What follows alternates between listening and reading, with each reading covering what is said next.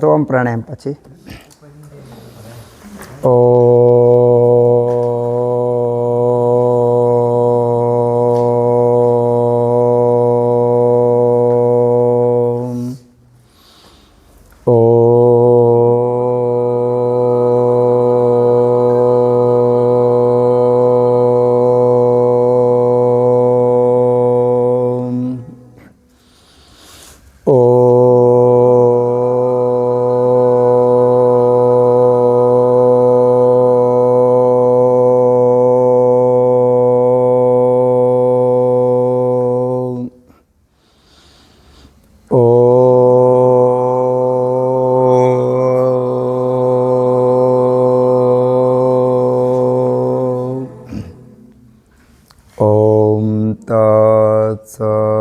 શ્રી નારાયણ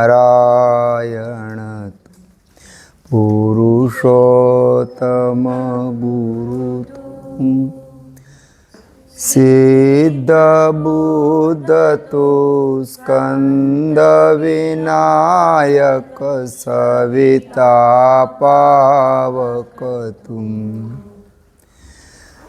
બ્રહ્મમધ્ય તુ સર્વશક્તિ તુમ ઈશુ પિતા પ્રભુ તુ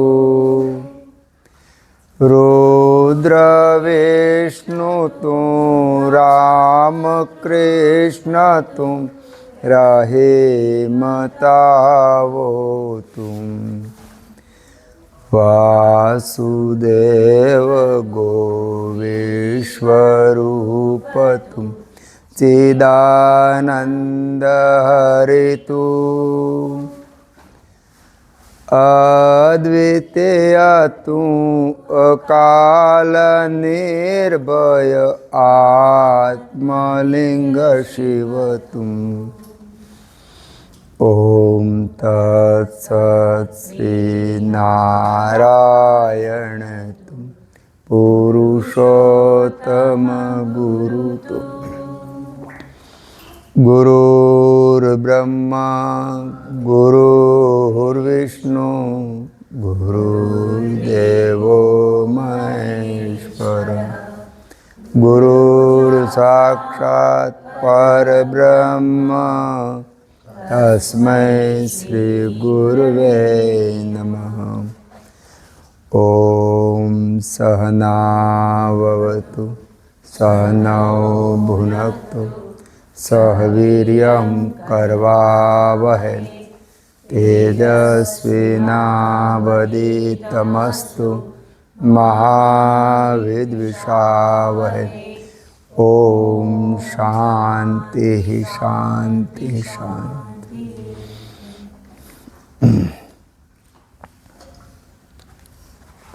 જય ધન્વંતરી બધાને ખાસ તો. હા, પેલી ઝેરોક્ષ આવી ગઈ છે બધા પાસે.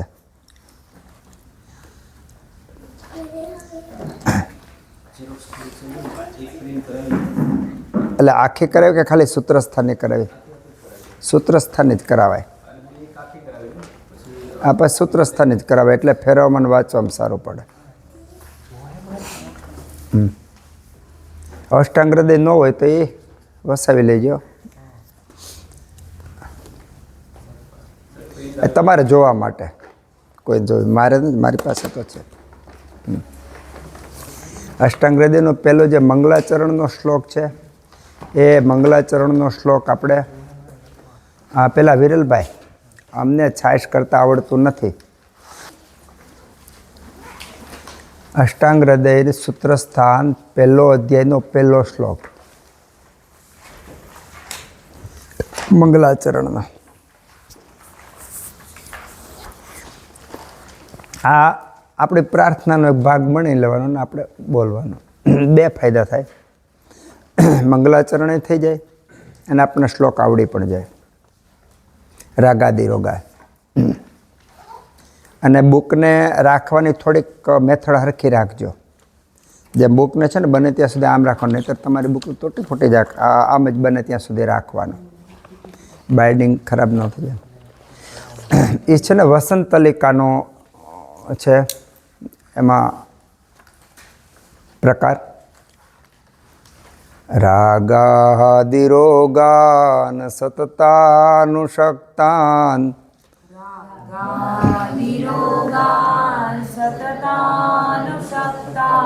રાગાદિરોગાન સતતાનુષક્તાન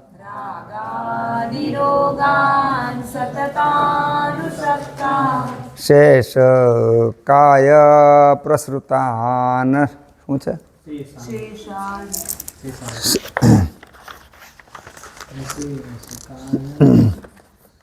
શેષ કાય પ્રસૃતાન શેષાન જે આમાં ન લીધો છે ને એ એમણે એના વ્યાકરણમાં દોષ ન આવે એટલા માટે ન લીધો છે, પણ આપણે એ નને આગળ મૂકી દેવાનું સતતાનુષક્તાન કરીને. પછી ખરેખર તો અશેષ કાય પ્રસુતાન દોષન એમ આવે, પણ આપણે શેષ કાય રાગાદિરોગાન સતતાનુષક્તાન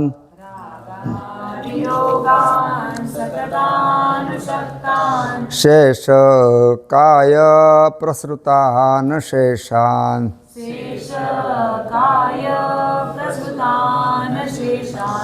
ઔત્સુક્ય મોહા રતિદાન જગાન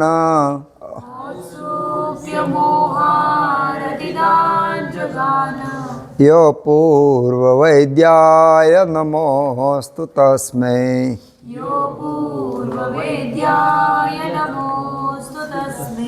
યો પૂર્વ વૈદ્યાય નમોસ્તુ તસ્મૈ.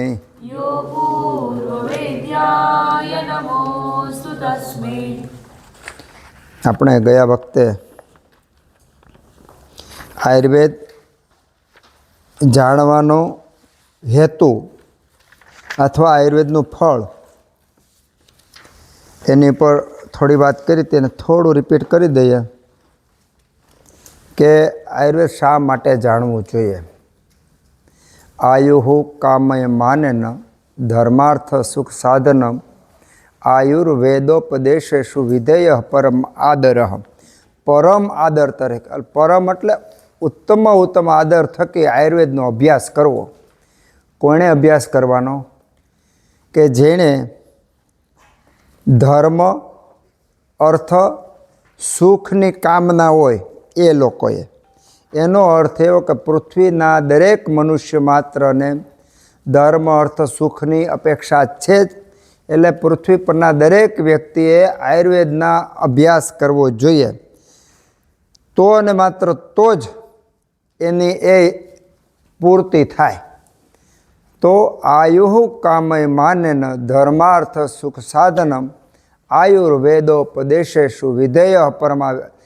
આ આયુર્વેદનો જે ઉપદેશ છે એ વિધિપૂર્વક પરમ આદર થકી જાણવું, જ્ઞાન મેળવવું, એવું આપણને ઋષિએ કીધું. એટલે આ પ્રત્યેક વ્યક્તિએ જ્ઞાન મેળવવા જેવું છે. થોડી આજે આપણે આ બધી વાતો કરવી પડે છે બધાએ ભેગા થઈને. પહેલાં એટલી બધી જરૂરિયાત એટલા માટે નહોતી કે જીવનમાં વણાઈ ગયેલું હતું આયુર્વેદ. ખાવા પીવા, સૂવા બેસવા, ઉઠવા, હરવા ફરવામાં, કાર્યમાં, સગા સંબંધીમાં, પ્રસંગોમાં આયુર્વેદ એટલું વણાઈ ગયેલું હતું કે અલગથી કંઈક કરવું જ ન પડતું. અને એ આપણા ઋષિમુનિઓની જે પરંપરા છે એણે જીવન જ એવું વ્યવસ્થિત ગોઠવેલું હતું કે જેને કારણે અલગથી આપણે કોઈ કંઈક આરોગ્ય માટે ના કરવું પડે. આરોગ્ય સેજે સેજે જળવાય. એમાં શરીર અને મન બંનેના આરોગ્યની આપણા પહેરવેશમાં છે, આપણા દિનચર્યા ઋતુચર્યામાં છે, વ્યવહારમાં છે, પ્રસંગોમાં છે, ધંધામાં છે, એવું ગોઠવી દીધેલું હતું. હવે કાળક્રમે એ બધી ત્રુટિઓ થવા માંડી. એટલા માટે આપણે ફરીવાર વ્યવસ્થિત પાછું શીખવું પડે છે. અને આ શીખવાનો હેતુ આપણે તો તંદુરસ્ત રહીએ, પણ આપણે આ વિદ્યા આપણે બીજાને આપવા માટે સક્ષમ થાય એટલા માટે આપણે બધા શીખવા બેઠા છીએ. તમે ક્યારેય પણ કોઈ સંકલ્પ કરો તો ઉત્તમ વસ્તુનો જ આપણે સંકલ્પ કરતા હોઈએ છીએ, દાન ઉત્તમ વસ્તુનું જ આપતા હોઈએ છીએ. તો આ જ્ઞાનનું દાન આપવા માટે આપણે સંકલ્પબદ્ધ છીએ તો ઉત્તમ રીતે જ્ઞાન પ્રાપ્ત કર્યું હોય તો જ આ જ્ઞાનનું દાન આપી શકીએ. એટલે આપણને તો ફાયદો થવાનો જ છે, પણ આપણો ફાયદો ગૌણ છે. આપણે બીજા માટે અત્યારે શીખી રહ્યા છીએ. આનાથી ફાયદો એ થાય કે આપણને આ વિદ્યા મેળવવાનો ભાર નહીં લાગે. આપણે પોતા માટે કાંઈ કરતા હોય ને તો આપણને ભાર લાગશે. જ્યારે આપણે બીજા માટે આ કામ કરતા હશે એટલે આપણને આ વિદ્યા મેળવવાનો ભાર નહીં લાગે. એટલે આપણો હેતુ સ્પષ્ટ અને ચોક્કસ કરીએ આપણે કે આ વિદ્યા આપણે માત્ર ને માત્ર પરોપકારાર્થે, કારણ કે ઋષિમુનિઓએ આપણને એ રીતે આપ્યું છે. જો વિદ્યા બ્રહ્મ વિદ્યા હોય અને બ્રહ્મલોકમાંથી આવેલી છે તો આવા સાત્વિક પુરુષો પાસેથી જ વહન થાય અને આ એની ધારા છે ને આ ધારા જળવાય એવા આપણા મનને પણ શુદ્ધ કરે. એના માટે આપણે ભગવાન ધન્વંતરીને પ્રાર્થના કરીએ કે આપણે આ જે આપણો પ્રવાહ જે પરંપરાનો છે એ પ્રવાહને અનુરૂપ આપણું મન, બુદ્ધિ, ચિત્ત અને એ બધું વ્યવસ્થિત બને. એમ વાયુ પિત્તમ કફશ્ચેતિ ત્રયો દોષાઃ સમાસતઃ એ આપણે ગયા વખતે જોયું હતું. કેટલાક મિત્રો નવા છે એટલે થોડું આને રિપીટેશન લઈ લઈએ કે 8 અંગો છે: કાય, બાલ, ગ્રહ, ઉર્ધ્વાંગ, શલ્ય, દ્રષ્ટાન, જરા, વૃષાન. આયુર્વેદના 8 અંગ છે. આ જે 8 અંગ છે એમાં હવે એની ઉપર ધીમે ધીમે આગળ વધવાનું છે કે એમાં કઈ રીતે વૈજ્ઞાનિક રીતે, બૌદ્ધિક રીતે, ભૌતિક રીતે, આધ્યાત્મિક રીતે સિદ્ધાંતો શું છે. અને એક વખત આ સિદ્ધાંતો સમજાઈ જાય પછી બહુ સહેલું થશે. અને આખું આયુર્વેદ ચરક, સુશ્રુત બહુ બધામાં આવ્યું. એમાં અષ્ટાંગ હૃદયમાં એમણે સંક્ષિપ્તમાં લીધું, અષ્ટાંગમાં સૂત્રસ્થાનમાં લીધું, સૂત્રસ્થાનમાં પહેલા અધ્યાયમાં લીધું. પહેલો અધ્યાય એક સમજાઈ જાય એટલે આખું સૂત્રસ્થાન અષ્ટાંગ હૃદયનું સમજાઈ જાય. આખું અષ્ટાંગ હૃદય સમજાઈ જાય એટલે ચરક, સુશ્રુત કે બીજા ગ્રંથો આપણે વાંચીએ ત્યારે આપણને બહુ આનંદ આવે. અને એટલું જ તો આયુર્વેદનું જ્ઞાન સહેજે સહેજે આપણને ઉપલબ્ધ થાય, સમજ પડે. એટલે આપણે શરૂઆત અષ્ટાંગ હૃદયથી કરી છે. એમાં મુખ્ય જે પાયો છે વાયુ પિત્તમ કફશ્ચેતિ ત્રયો દોષ સમાસત. ત્રયો દોષાઃ સમા 3 દોષ રહેલા છે. કયા કયા? વાયુ, પિત્ત અને કફ. પહેલો વાયુ, બીજો પિત્ત, ત્રીજો કફ.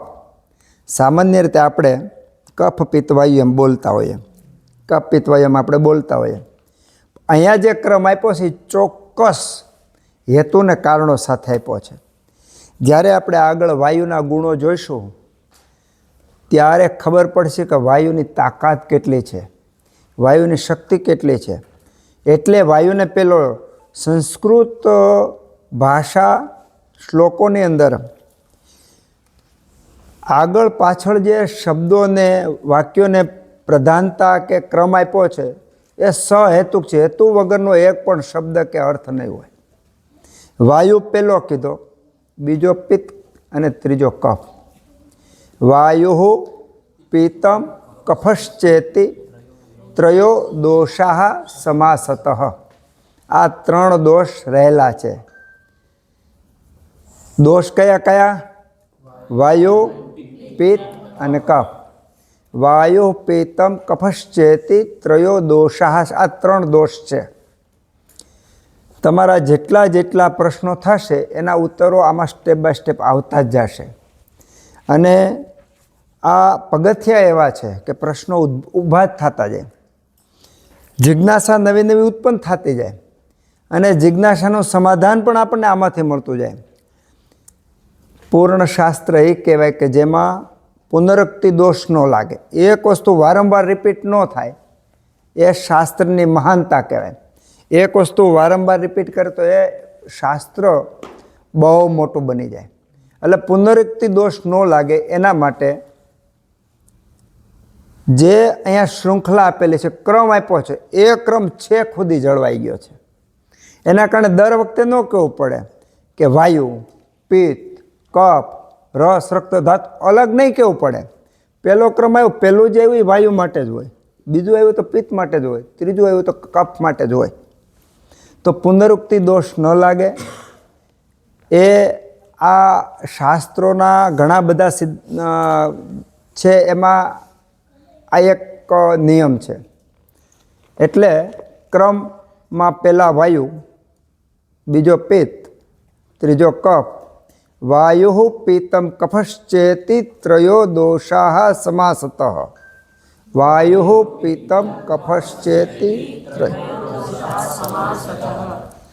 આ ત્રણ દોષ સાથે રહેલા છે.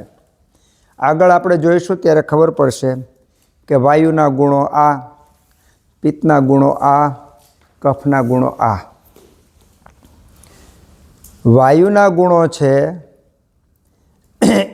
એમાં અમુક ગુણ પિત્તની સાથે મળે એવા છે, અમુક ગુણ કફની સાથે મળે એવા છે. વાયુના ગુણ છે, અમુક ગુણ પિત્તના વિરોધી છે, અમુક ગુણ કફના વિરોધી છે. પિત્તના કોઈ ગુણ વાયુની સાથે મળે એવા છે, કોઈ ગુણ કફની સાથે મળે એવા છે. અમુક ગુણ એવા છે કે વાયુના વિરોધી છે અને કફના વિરોધી છે. કફના અમુક ગુણ એવા છે કે જે પિત્ત અને વાયુની સાથે મળે એવા છે અને અમુક ગુણ એના વિરોધી છે. ત્રિપાય એટલે કે ત્રણ પાયાવાળી આપણે ટેબલ કે કંઈ બનાવવું હોય તો ત્રણેય જુદા જુદા હોવા છતાંય સરવાળે એકસાથે જોડાય તો ટેબલ બને. એવી રીતનું આ ત્રણે ત્રણ દોષો સમાન ગુણોને કારણે જોડાયેલા છે, વિરુદ્ધ ગુણોને કારણે સર્જન થાય છે. સમાન ગુણોને કારણે જોડાયેલા છે, ધારણ કરે છે. વિરુદ્ધ ગુણોને કારણે વિકાસ થાય છે, સર્જન થાય છે, નવી પ્રોસેસ થાય છે, બને છે. તો સતત પરિવર્તન આવવાનું કારણ દોષોના ગુણો એકબીજાના વિરોધી છે, એના પરિણામે સતત પરિવર્તન આવે છે. બહુ મજાની વાત છે. જો એક વર્ષ કોઈ તમે સતત ટકી જાઓ, એક વર્ષ આ વર્ગમાં સતત ટકી જાઓ તો અત્યારે તમને થતા બધા આશ્ચર્યોનું પૂર્ણ વિરામ આવી જશે. બધા આશ્ચર્યોનું પૂર્ણ વિરામ આવી જશે કે ચાંદો શીતળ શું કામ છે, ચંદ્ર ગરમ કે સૂરજ ગરમ કેમ છે, સૂરજમાં શક્તિ ખૂટતી કેમ નથી, પશુ, પક્ષી, પ્રાણી, પૃથ્વી, વાદળ, વાયુ, આકાશ બધાના ગુણધર્મો અને બધાના સિદ્ધાંતો સમજમાં આવી જશે. તો આ સૈદ્ધાંતિક જ્ઞાનને કારણે ઋષિ મુનિઓ બહુમુખી પ્રતિભાવાળા હતા. બહુમુખી પ્રતિભા એટલે અનેક પ્રકારના વિવિધ જ્ઞાન અને એક વ્યક્તિની અંદર એ જ્ઞાન સંગ્રહાયેલ હતું, કારણ કે સિદ્ધાંતથી હતો. અને આપણે જે અભ્યાસ કરવા જઈ રહ્યા છીએ આ અભ્યાસ સિદ્ધાંતનો છે. સિદ્ધાંતને કારણે ક્યારેય સિદ્ધાંતની વિરુદ્ધ એક પણ ઘટના ઘટે નહીં. ઘટી હોય એ અપવાદરૂપ હોય પણ સિદ્ધાંત તો એમાં લાગેલો જ હોય. ઘણીવાર આપણે પ્રત્યક્ષ સિદ્ધાંત ન જોડી શકતા હોય પણ સૂક્ષ્મ રૂપે કોઈ પણ રૂપે સિદ્ધાંત તો એમાં સમાયેલો જ હોય. એટલે સિદ્ધાંતથી મેળવેલું જ્ઞાન આત્મવિશ્વાસ વધારે, સિદ્ધાંતથી મેળવેલું જ્ઞાન પ્રયોગોમાં સફળતા આપે અને સિદ્ધાંતથી મેળવેલું જ્ઞાન હંમેશા ટકે. વારંવાર નવો અભ્યાસ કરવો નહીં પડે. આ સિદ્ધાંત શીખતી વખતે થોડો કંટાળો ઘણીવાર આવે એવું બની શકે, પણ એકવાર શીખ્યા પછી ગમે એવા ભયંકર રોગો હોય તોય તમે શાંત ચિત્તથી ઊભા રહ્યો. જેવી રીતે બહુ અનુભવી વ્યક્તિ હોય, ગામનો અનુભવી વ્યક્તિ હોય તો ગામમાં ઘણા બધા પ્રશ્નો હોય, કોઈ પ્રશ્ન લઈને જાય ને, જે પ્રશ્ન લઈને ગયો હોય ને એ તો બેબાકળો થઈ ગયો હોય, એને તો કંઈકનું કંઈક થઈ ગયું એવી એની પરિસ્થિતિ હોય. જ્યારે ગામનો મુખી આવા હજારો સુખ દુઃખમાં ઊભો રહ્યો હોય, અનુભવ્યો હોય, એ સ્થિર બુદ્ધિથી ઊભો હોય. પાછું સોલ્યુશન તો ઓઈલો જ લાવવાનો છે, સહકાર તો એ જ આપવાનો છે, શાંત ઊભેલો, છતાંય શાંત એટલા માટે રહ્યો છે કે એ અનુભવમાંથી પસાર થયેલો છે, એને રસ્તાઓની ખબર છે કઈ રીતે કરવાનું. તો શરૂઆતમાં સિદ્ધાંતો શીખવામાં થોડી તકલીફ પડે, સમજ ન આવે એવું બની શકે. એવું પણ બની શકે કે મારે એક વસ્તુ અનેક વાર રિપીટ કરવી પડે. બીજો નિયમ આપણે આ વર્ગનો એવો રાખશું કે એક પણ વ્યક્તિને ન આવડે ત્યાં સુધી વર્ગ આગળ નહીં ચાલે, કારણ કે આપણે બધાય સાથે ચાલવાનું છે. બીજું, જાદુ બધું શીખી અને કાંઈ આગળ તો જતું રહેવાનું નથી, આપણે રિપીટ થશે. 100% દરેક વર્ગમાં આપણે બેઠેલા બધા એક સાથે વ્યવસ્થિત શીખતા જઈ, પાકું કરતા જઈ, પ્રશ્નોત્તરી દ્વારા આપણા જે પ્રશ્નો છે એનું સોલ્યુશન લેતા જાય, તો કદાચ એક વર્ષમાં 1 અધ્યાય 2 અધ્યાય કે 5 અધ્યાય હાલે તો પણ કાંઈ મોડું થઈ જતું નથી. કારણ કે જ્ઞાનને કોઈ સમય અવધિ નથી. આ જ્ઞાન 1 મિનિટમાં આપણે કે 1 દિવસમાં કે 1 વર્ષમાં પામી શકતા નથી. અનેક જન્મની પરંપરાને અંતે ઘૂંટાતું અત્યારે આપણને આ આયુર્વેદનું જ્ઞાન શીખવાની ઈચ્છા થઈ છે. એટલે થઈ છે કે આપણે અનેક જન્મથી આ શીખતા આવ્યા છીએ, એમાં ક્યાંક બિંદુ પડેલા છે, એટલે આપણે આ બાજુ નજર કરી. તમે બસમાં બેઠા હોય અને અજાણ્યા બસ સ્ટેશન જતા હોય અને એ બસ સ્ટેશનમાં ગામમાં એકાદી તમારી માસિક મામા હોય, બારીએથી ડોકું કરીને તમે જોતા હોય કે આમાં મારા મામા માસીને પોયરો પોયરી દેખાય કે નથી દેખાતા. સમજાણું? જ્યાં તમારું છે એને તમે જોવા પ્રયત્ન કરતા હોય. તો આપણે બધા ભેગા થયા એ કોઈ વિના કારણ ભેગા નથી થયા, કોઈ ચોક્કસ કારણ છે કે આપણે બધા આ દિશામાં કામ કરી રહ્યા છીએ. અને એનો આધાર એ છે, એનો પ્રૂફ એ છે કે એક વિચારથી સતત સાથે રહેવાને કારણે જે એનર્જી અત્યારે આપણી ડેવલપ થઈ રહી છે, હું ઘણીવાર બોલું એ કોઈના માપની બહાર હોઈ શકે, પણ એ સ્થિતિમાં અત્યારે ખ્યાલ આવે કે આ જે એક એનર્જી, એક વાતાવરણ ઊભું થાય છે, એ વાતાવરણમાં સુખાનુભૂતિ બહુ હોય. સુખાનુભૂતિ એટલા માટે છે, આપણી વિચારધારા એક છે, પોઝિટિવિટી એક છે, એટલે આપણે આ સમય દરમિયાન માત્ર ને માત્ર જિજ્ઞાસા અને જ્ઞાન સિવાય આપણને કાંઈ બીજું દેખાશે નહીં. એટલા માટે આપણને અહીંયા શાંતિ લાગે, એટલા માટે આપણને 1 કલાક 2 કલાક કે 2 દિવસ ક્યાં જતા રહે ખબર ન પડે. એનું કારણ છે સુખની અનુભૂતિ. અને સુખની અનુભૂતિ એટલા માટે થાય છે કે સ્થિરત્વ આવે છે. સ્થિર ન થાય ઇન્દ્રિય અને ચિત્ત એક સીધી લીટીમાં ન આવે ત્યાં સુધી સ્થિરતા આવતી નથી. તમે પિક્ચરમાં જાઓ તો ક્ષણિક સુખ મળે છે, એટલા માટે મળે છે કે એ સમય દરમિયાન આપણી વિચારધારા એની અંદર કેન્દ્રિત થઈ જાય છે. તો આ સુખની પ્રાપ્તિ આ જ્ઞાન દ્વારા એટલા માટે થાય છે કે આપણે આનો સ્વાદ અગાઉ ચાખેલો છે, એટલે વારંવાર આપણને આ સ્વાદ ચાખવાની ઈચ્છા થાય છે. અને કદાચ એવું બની શકે કે આ જ્ઞાન દ્વારા આપણા શરીરમાં આવતા રોગો અટકે ને તો પણ બહુ મોટી વાત છે. અત્યારે તમે અમારી ઓપીડીમાં બેસો અથવા કોઈ પણ હોસ્પિટલમાં જાઓ ત્યારે ખબર પડશે કે માણસો કેટલા બીમાર છે. જે શારીરિક રોગો નથી તો એને માનસિક રોગો છે, શારીરિક અને માનસિક રોગો નથી તેને ઘરની બીજી કઈ સમસ્યાઓ છે. તો સમસ્યાથી ઘેરાયેલા વ્યક્તિની વચ્ચે સુખ, આપણે પણ એમાંના જ છીએ, તો એની વચ્ચેથી સુખ પ્રાપ્ત કરવાના ઘણા બધા ઉપાયો છે. એમાંનો આ ઉપાય બેસ્ટ છે કે જેમાં આપણે હોમવર્ક આપીએ, આ હોમવર્ક નિયમિત કરીએ તો જેના કારણે ધીમે ધીમે ધીમે સ્થિર મતિ આવશે. તો વિરુદ્ધ ગુણ હોવા છતાં, વાયુ પિત્ત કફના વિરુદ્ધ ગુણ હોવા છતાં ભેગા રહે છે. કારણ કે કંઈક એવા લક્ષણો છે એના કે જે એક સરખા છે, કંઈક એવા એના ગુણો છે કે જે એકબીજાના વિરોધી છે.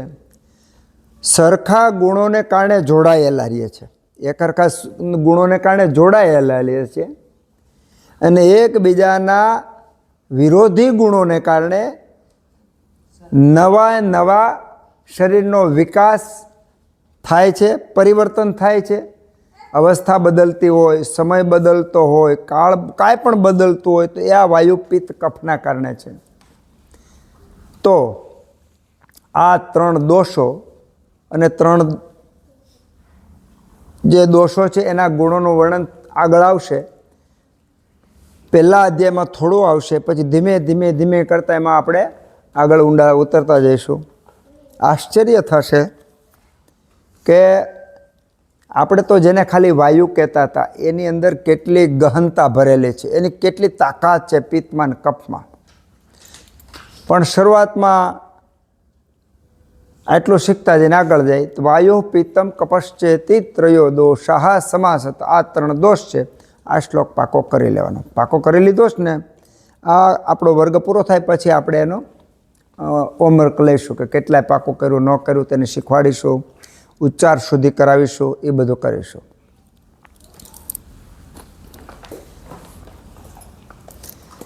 વિકૃતા અવિકૃતા દેહમ જ્ઞંતિ તે વર્તયંતી ચ. વિકૃતા જ્ઞંતિ અવિકૃતા વર્તયંતી. એ વિકૃત દોષો વાયુ પિત્ત અને કફ. જો હવે જે વાત આવે છે એ આગળ કઈ વાત આવી હતી? દોષની આવી હતી. તો હવે જે શ્લોક આવ્યો છે આ શ્લોક આગલા શ્લોકને અનુસરીને છે કે ભાઈ શું છે? તો વિકૃતા જ્ઞંતિ. હું વિકૃતા જ્ઞંતિ? વાયુ પિત્ત ને કફ. જે વાયુ પિત્ત કફ વિકૃત થાય તો જ્ઞંતિ નાશ કરે છે. અવિકૃતા વર્તયંતી ચ. અવિકૃત એટલે કે પ્રાકૃત વાયુ પિત્ત કફ હોય તો વર્તયંતી ચ જીવાડે છે. તો વિકૃત થયેલા દોષો એ નાશ કરે છે, રોગો ઉત્પન્ન કરે છે, દુઃખી કરે છે, મૃત્યુ આપે છે. અને અવિકૃત એટલે કે પ્રાકૃત દોષો છે એ વર્તયંતી ચ એટલે કે જીવન આપે છે, સુખ આપે છે, જીવન જીવાડે છે. વિકૃતા અવિકૃતા દેહમ જ્ઞંતિ તે વર્તયંતી ચ. વિકૃતા અવિકૃતા દેહમ, આ દેહને વિકૃતા દેહમ જ્ઞંતિ અવિકૃતા દેહમ વર્તયંતી. અવિકૃત છે એ આ જીવન સુખી કરાવે છે, રોગો દૂર કરે છે, રોગો આવવા દેતા નથી, નિરોગી રહીએ છીએ. સ્ટેપ બાય સ્ટેપ જોતા જઈએ તો બહુ મજા આવશે. 3 દોષો, અને આ 3 દોષોમાં રોગ થવાનું કારણ અને નિરોગી રહેવાનું કારણ સૂત્ર સમજાવી દીધું. બરાબર હાજર રહેજો, કારણ એક સૂત્ર પૂરેપૂરી ચિકિત્સા શીખવાડતું જશે. શરૂઆતમાં આ સૂત્રો એટલા બધા નહીં સમજાય, કારણ કે વાયુનું ઊંડાણ આપણે માપ્યું નથી, કફ પિત્તને સમજ્યા નથી. પણ આ સમજેલું હશે તો જ્યારે આવશે ત્યારે આપણને બરાબર સમજાશે. ખરેખર તો આખી ચિકિત્સા આપી દીધી. કોઈ પણ બીમાર પડ્યું હોય તો અવિકૃતા વર્તયંતી છે, વિકૃત થયેલા દોષોને પ્રાકૃત કરો એટલે હાજા થઈ જાય. રોગ ગમે હોય, આમાં એવું નથી કીધું કે જ્વર છે, પ્રમેહ છે કે પ્રવાહિક, એવું નથી કીધું. સિદ્ધાંત છે વિકૃતા જ્ઞંતિ અવિકૃતા વર્તયંતી ચ. તો દોષો 3 દોષો એકબીજાના સરખા ગુણો, વિરોધી ગુણો, સરખા ગુણોને કારણે ધારણ કરે છે અને વિરોધી ગુણને કારણે એ સતત પરિવર્તનશીલ છે. આ દોષો વિકૃત હોય તો જ્ઞંતિ અને અવિકૃત હોય તો વર્તયંતી. વિકૃતા અવિકૃતા દેહમ જ્ઞંતિ તે વર્તયંતી ચ. આ વાયુ પિત્ત અને કફ. હવે એ કફ શરીરમાં, આ દોષો શરીરમાં કઈ જગ્યાએ રહેલા છે? તે વ્યાપીનો અપી, એ વ્યાપેલા છે. તે વ્યાપીનો અપી વ્યાપેલા છે. હવે બરાબર જોજો, પેલો શ્લોક યાદ રહે. વાયુ પિત્ત કફ છે ને, ક્રમ એ જ આવશે. તો વ્યાપીનો અપી ઋત નાભી, એ વ્યાપેલા છે. એને ના વિભાય પડ્યા. ઋત એટલે હૃદય એટલે નાભી. એ વ્યાપીનો અપી વ્યાપેલા છે, રહેલા છે, એનું સ્થાન છે. કઈ જગ્યાએ? ઋત અને નાભી, આ બે સ્થાનમાં અધો મધ્ય અને ઉર્ધ્વ. અધો મધ્યોર્ધ્વ સંશ્રય. અધઃ મધ્ય અને ઉર્ધ્વ. તે વ્યાપીનો અપી, તે વ્યાપેલા છે, રહેલા છે, એનું સ્થાન છે. ક્યાં સ્થાન છે? ઋત નાભી. હૃદય અને નાભી એની રેખાઓ દોરી દીધી. આ રેખા દોરી દીધી. અધો મધ્ય ઉર્ધ્વ સંશ્રય. અધમાં પેલું કોણ આવ્યું? વાયુ. મધ્યમાં બીજું કોણ આવ્યું? પિત્ત. ઉર્ધ્વમાં ત્રીજું કોણ આવ્યું? કફ. જો હવે એ તો આમ કે અહીંથી હાલતા હતા ને, અહીંથી નીચે જઈ શકતા હતા, પણ ન ગયા. કારણ કે પહેલાં એણે વાયુ ન્યા કીધો છે. તો જ્યાં વાયુ હોય એને પહેલાં લેવું પડે. તો આ આપણે દરેક આખા અધ્યયનમાં આ એક ક્રમ આપણે જાળવી રાખશું.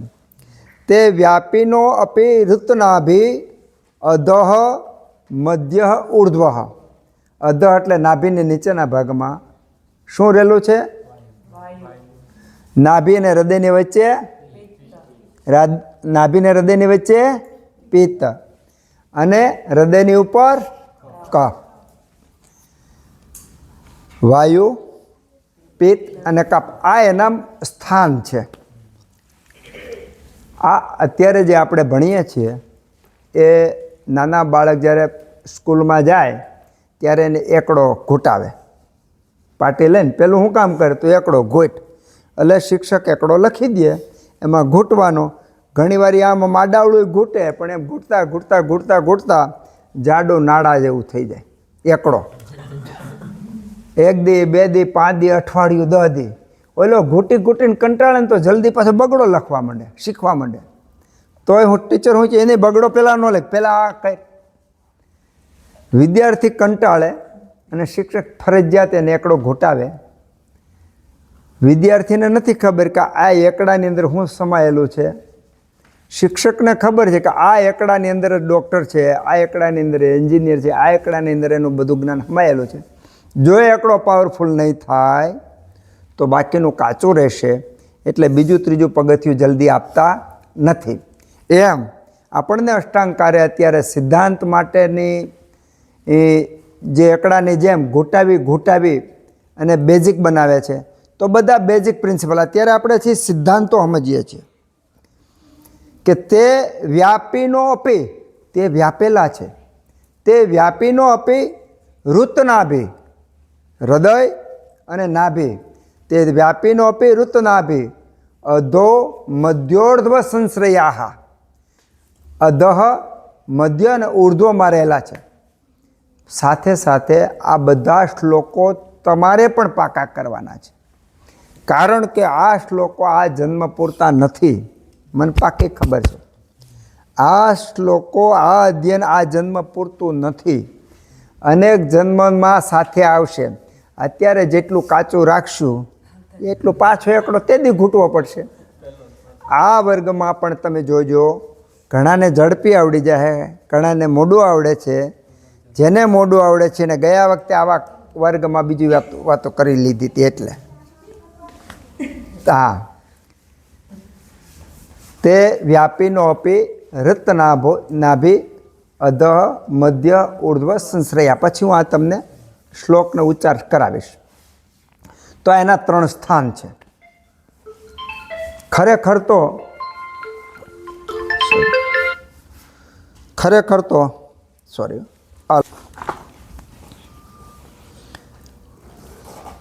હવે થોડુંક લોજિક આપણે વાતો કરવી જોઈએ કે સામાન્ય રીતે લોજિકમાં ખબર છે કફ ભારે હોય, કફ કરતાં પિત્ત હળવો હોય, પિત્ત કરતાં વાયુ હળવો હોય, એટલી તો ખબર છે ને બધાને. છતાં એક પ્રશ્ન થવો જોઈએ કે વાયુ હળવો હોવા છતાંય અહીંયા નીચે કેમ? વાયુ તો ગતિ ઉપર થાય ને, વાયુની ગતિ તો ઉપર હોવો જોઈએ, વાયુ ઉપર અહીંયા બધી હોવો જોઈએ. તો વાયુનું સ્થાન નીચે કેમ? ખરેખર તો હળવો છે, વાયુ ઉપર જવો છે, પણ અહીંયા વાયુનું સ્થાન નીચે આપ્યું છે. પિત્ત મધ્યમાં તો સમજ્યા, પણ કફ ભારે છે તો કફ તો નીચે બે હોવો જોઈએ, ઉપર કેમ આવ્યો? તમને ઘણીવાર આશ્ચર્ય થતું હશે કે ઓલા ફુગા બલૂન બહુ મોટા ઉડે ને તો એમ થાય કે આમાં કયા પ્રકારનો વાયુ ભરતો છે જે આ વાયુ કરતાં હળવો થાય? એવો આશ્ચર્ય થતું હોય. વાયુ નામ ઘણીવાર આવડતું ન હોય, પણ એવો પણ વાયુ હોય કે જે બીજા વાયુ કરતાં હળવો હોય ને અંદર ભરો એટલે ઉડે. બરાબર? પણ અહીંયા તો સ્પષ્ટ છે કે કફ વાયુ કરતાં ભારે છે, એ પાક્કું જ છે. એના ગુણો જોઈશું તો, અને આમ પબ્લિકમાં આપણને ખબર છે. તો શરીરની અંદર આટલી બધી અટપટી રચના શા માટે છે? એ તમે આપણા આ બ્રહ્મવિદ્યા છે, આયુર્વેદ બ્રહ્મવિદ્યા છે, વેદની વિદ્યા છે. વેદોનો અભ્યાસ કરવો એ આપણી ધર્મ છે. પુણ્યશાળી આત્મા જ વેદોનો અભ્યાસ કરી શકે. બધા વેદો કરતાં આયુર્વેદ ઉત્તમ છે એવું ચરક ઋષિએ કીધું. કારણ બીજા બધા વેદોની અંદર તો લોકોત્તર મોક્ષની અને એવી વાતો છે, જ્યારે અહીં આ આયુર્વેદમાં તો એ એટલે આ લોક અને પરલોક બંનેની વાતો છે. હાલો, દરેક બ્રહ્મ વિદ્યા સિદ્ધાંતમાં એક જ સરખી હોય. હવે આ સિદ્ધાંત તમે ગીતામાં લઈ જાઓ તો ગીતામાં 15મા અધ્યાયમાં કીધું છે ઉર્ધ્વ મૂલમ અધઃશાખમ અશ્વસ્થમ પ્રાહુરવ્યમ છંદાંસી યસ્ય પર્ણાની યસ્તમ વેદશ વેદવિદ. આ વાત ન્યા આવી ગઈ. બરાબર? તો આ ન્યાય એ વૃક્ષ, નહીતર કોઈ દી ઉપર મૂળ હોય નીચે ડાળ્યું હોય, એને કીધું ઉર્ધ્વ મૂલમ અધઃશાખા, એવું કીધું એમણે. કોણે કીધું? કૃષ્ણ ભગવાન. આખી ગીતા સિદ્ધાંતની છે. ગીતાનો એક શ્લોક છે ને એ કોઈ વાર્તા નથી. જેવી રીતે આપણે આ સિદ્ધાંત ભણી, સિદ્ધાંત છે, અને આપણું વૈદિક સાહિત્ય સિદ્ધાંતોથી ભરેલું છે. એટલે લાખો વર્ષ પહેલાં જે હતું એ આજે છે ને એ રહેવાનું છે. કદાચ આ બધા પુસ્તકો બળી જાય તો પણ આ જ્ઞાન નાશ ન પામવાનું કારણ અનેક આત્માઓ દ્વારા સ્મૃતિ રૂપે આ જ્ઞાન સંગ્રહાયેલું પડેલું છે. અને જે સંગ્રહાયેલું પડેલું છે એ સિદ્ધાંત રૂપી છે.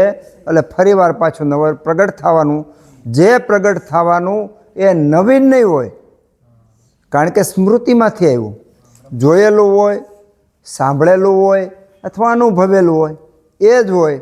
એટલે એ જે બ્રહ્માની પરંપરામાંથી આવ્યું એ જ હોય. એટલા માટે આપણું ગમે એટલી પુસ્તકો કે આક્રમણો થાય તો નાશ ન પામવાનું કારણ અચળ સિદ્ધાંતવાળું આપણું જ્ઞાન છે. એટલા માટે તો જેવી રીતે આ જ્ઞાન ગીતાજીને આપણે ટચ થયું એમ દરેક શાસ્ત્રમાં, જ્યોતિષમાં બધી જગ્યાએ આ ટચ થાય.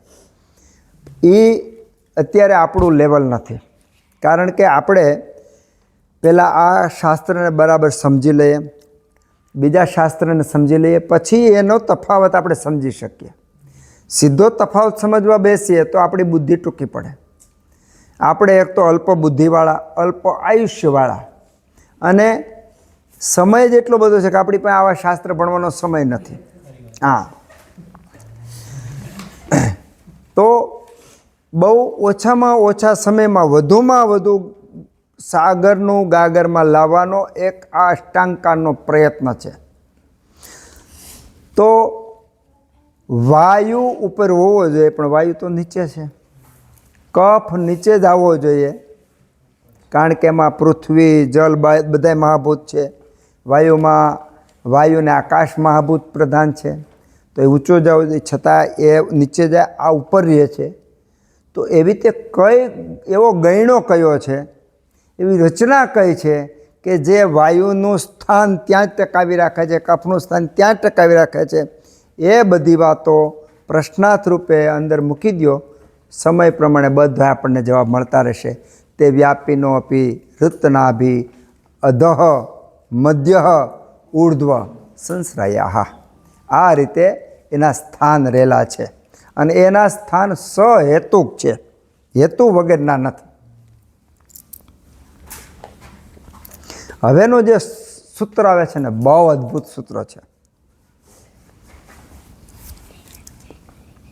પેલો એવું વાયુ પિત્તમ કપશ્ચેતી ત્રયો દોષ સમાસત વિકૃતા અવિકૃતા જ્ઞંતિ વિકૃતા અવિકૃતા જ્ઞંતિ તે વર્તયંતી છ. ત્યાર પછી તે વ્યાપીનો અપી હૃતનાભી અધઃ મધ્ય ઊર્ધ્વ સંશ્રયા. આ વાત કોની કરીએ છીએ આપણે?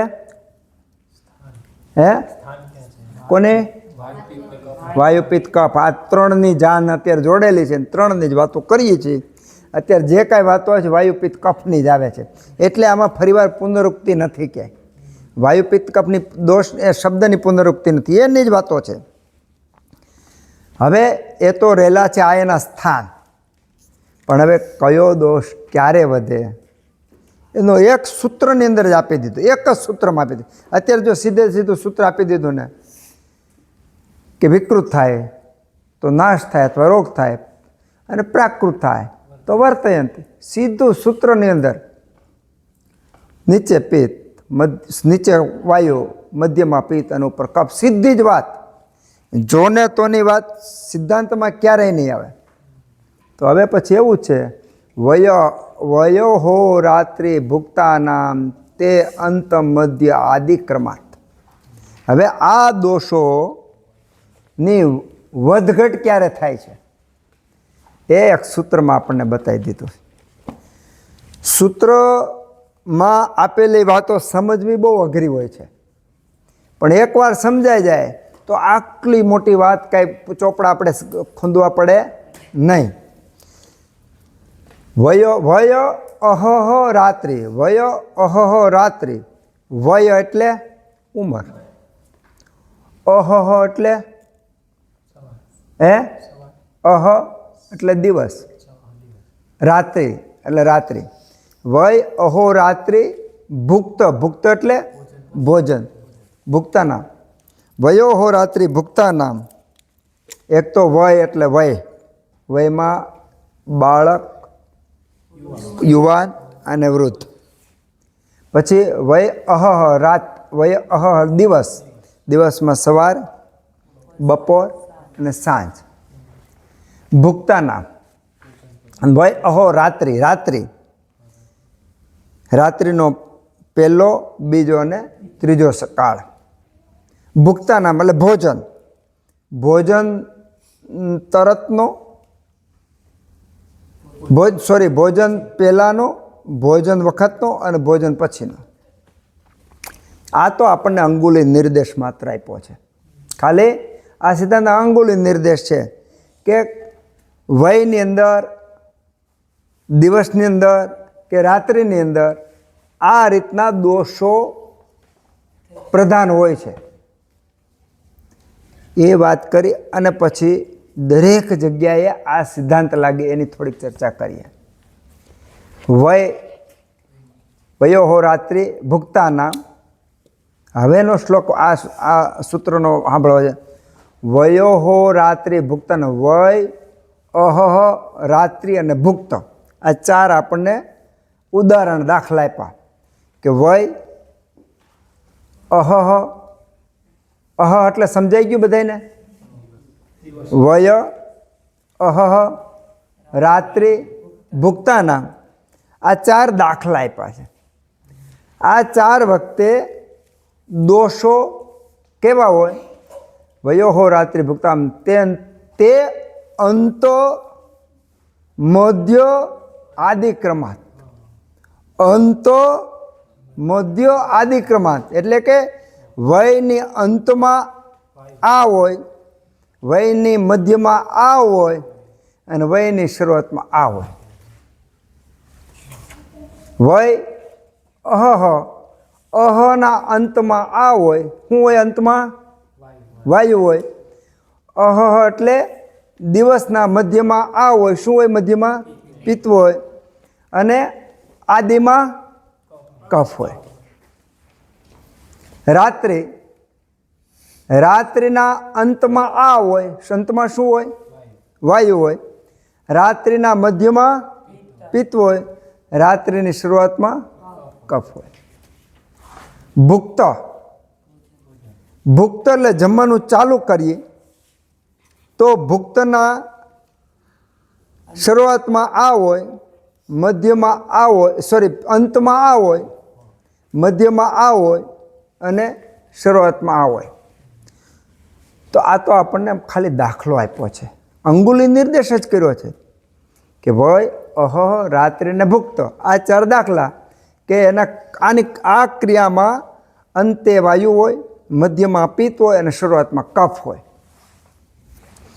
એને સમજીને આપણે આગળ વધીએ.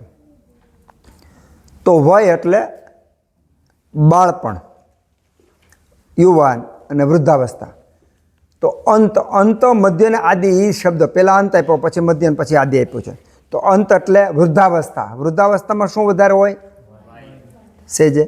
વૃદ્ધાવસ્થામાં વાયુ વધારે હોય, મધ્યમાં પિત્ત વધારે હોય અને બાલ્યાવસ્થામાં કફ વધારે હોય. આ તો આપણે સેજે સેજે સમજી શકીએ છીએ. અહો એટલે દિવસ. દિવસના અંતમાં વાયુ હોય, મધ્યમાં પિત્ત હોય અને શરૂઆતમાં કફ હોય. હવે સામાન્ય રીતે આપણે 12 કલાકના વિભાગ પાડી નાખીએ.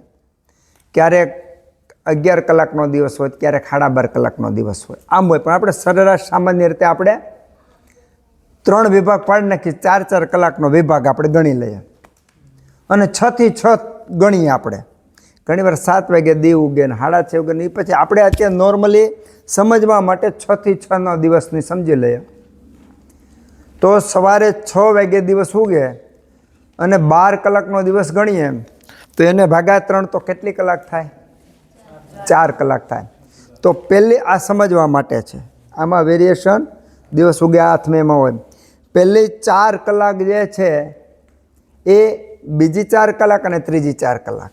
તો અંત, મધ્ય, આદિ. અંતમાં છેલ્લી 4 કલાક જો પહેલે 6 થી 10, 10 થી 2 અને 2 થી 6, 3 વિભાગ દિવસના પડ્યા. તો પહેલાં જે 3 વિભાગ પડ્યા એમાં કફ, કારણ કે આદિ અંતથી ચાલુ કરીએ. અંતમાં 2 થી 6 વાયુ વધારે હોય. હવે એનો પ્રેક્ટિકલી તમે દાખલો લઈ લો. સામાન્ય રીતે 50 થી 90% માણસો બપોર પછી થાકે. શું કામ થાકે? માણસનો વાંક નથી, વાયુ વધ્યા છે.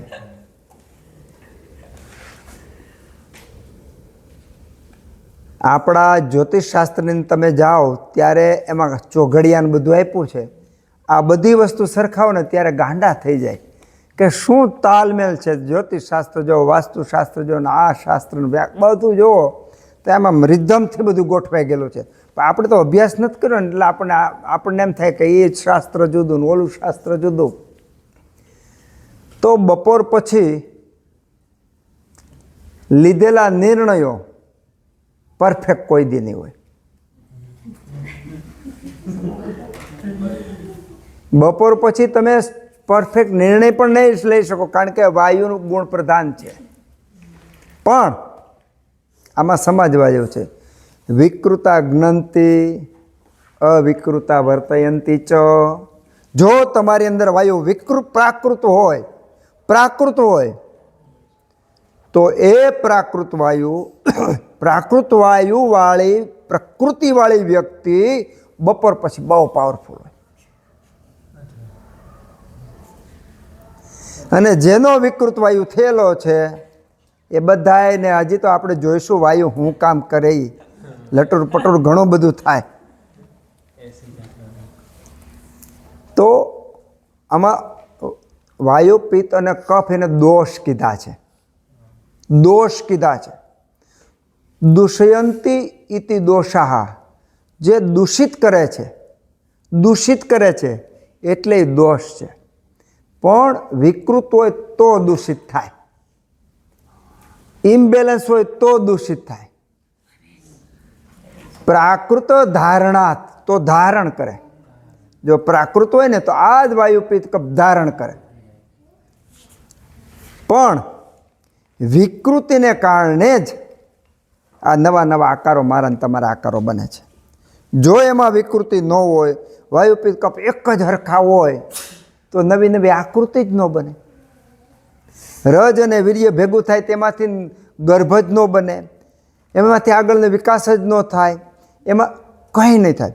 એટલે વિકૃતિને કારણે સતત નવું નવું સર્જન થાય છે.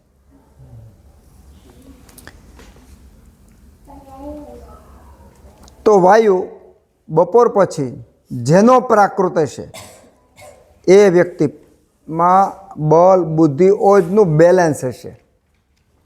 અને જેના વાયુ પ્રાકૃત નહીં હોય એને થાક લાગે, બેચેની થાય, ગભરામણ થાય, અનઇઝીનેસ લાગે.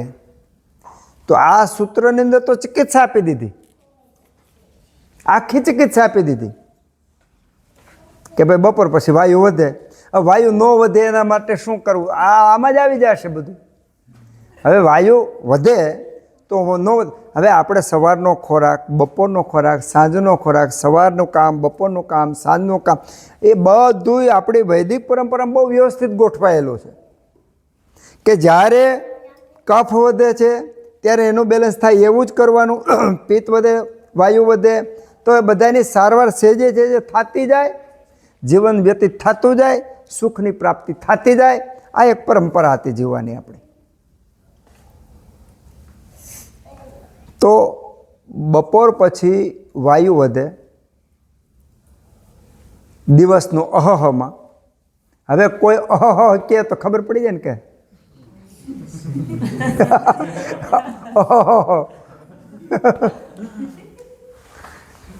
પછી મધ્યમાં પિત્ત.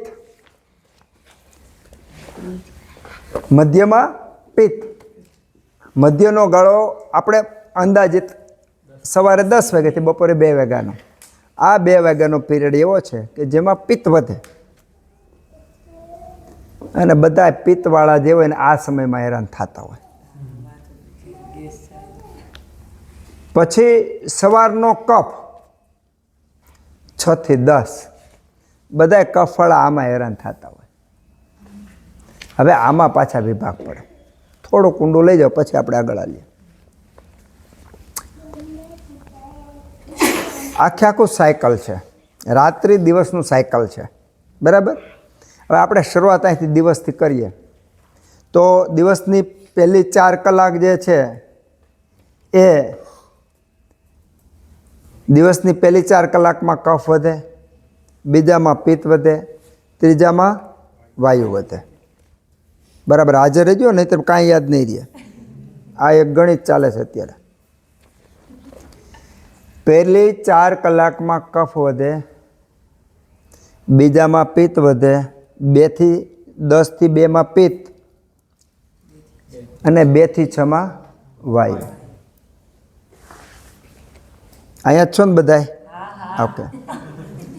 સવારે 6 થી 10માં 6 થી 10 3 ભાગ પાડવાના. 4 કલાકના 3 ભાગ પાડો જી, સવા કલાક અંદાજિત આવે, બરાબર. તો 6 થી 7:15 સમય એમાં ધીમે ધીમે કફ વધે, ધીમે ધીમે કફ વધે. રાત્રિનું વર્ણન તમને નથી ખબર એટલે રાત્રિનું પસાર થયામાં જેટલું પૂછડું એનું ઘરી ગયું વાત નથી કરતો તમને, પણ કફ વધવાની શરૂઆત થઈ 6:15 થી 7:30. 7:30 જ આવે ને, 6 થી 7:15 ધીમે ધીમે કફ વધ્યો. પેલું ધીમે ધીમે હજી તો વધતું જાય છે, એમાં એની બાળ અવસ્થા છે, વધવાની બાળ અવસ્થા છે, બરાબર. 7:15 થી 8:45, 8:30, 7:15 થી 8:30 એમાં બરાબરનો કફ વધે, બરાબરનો કફ વધે.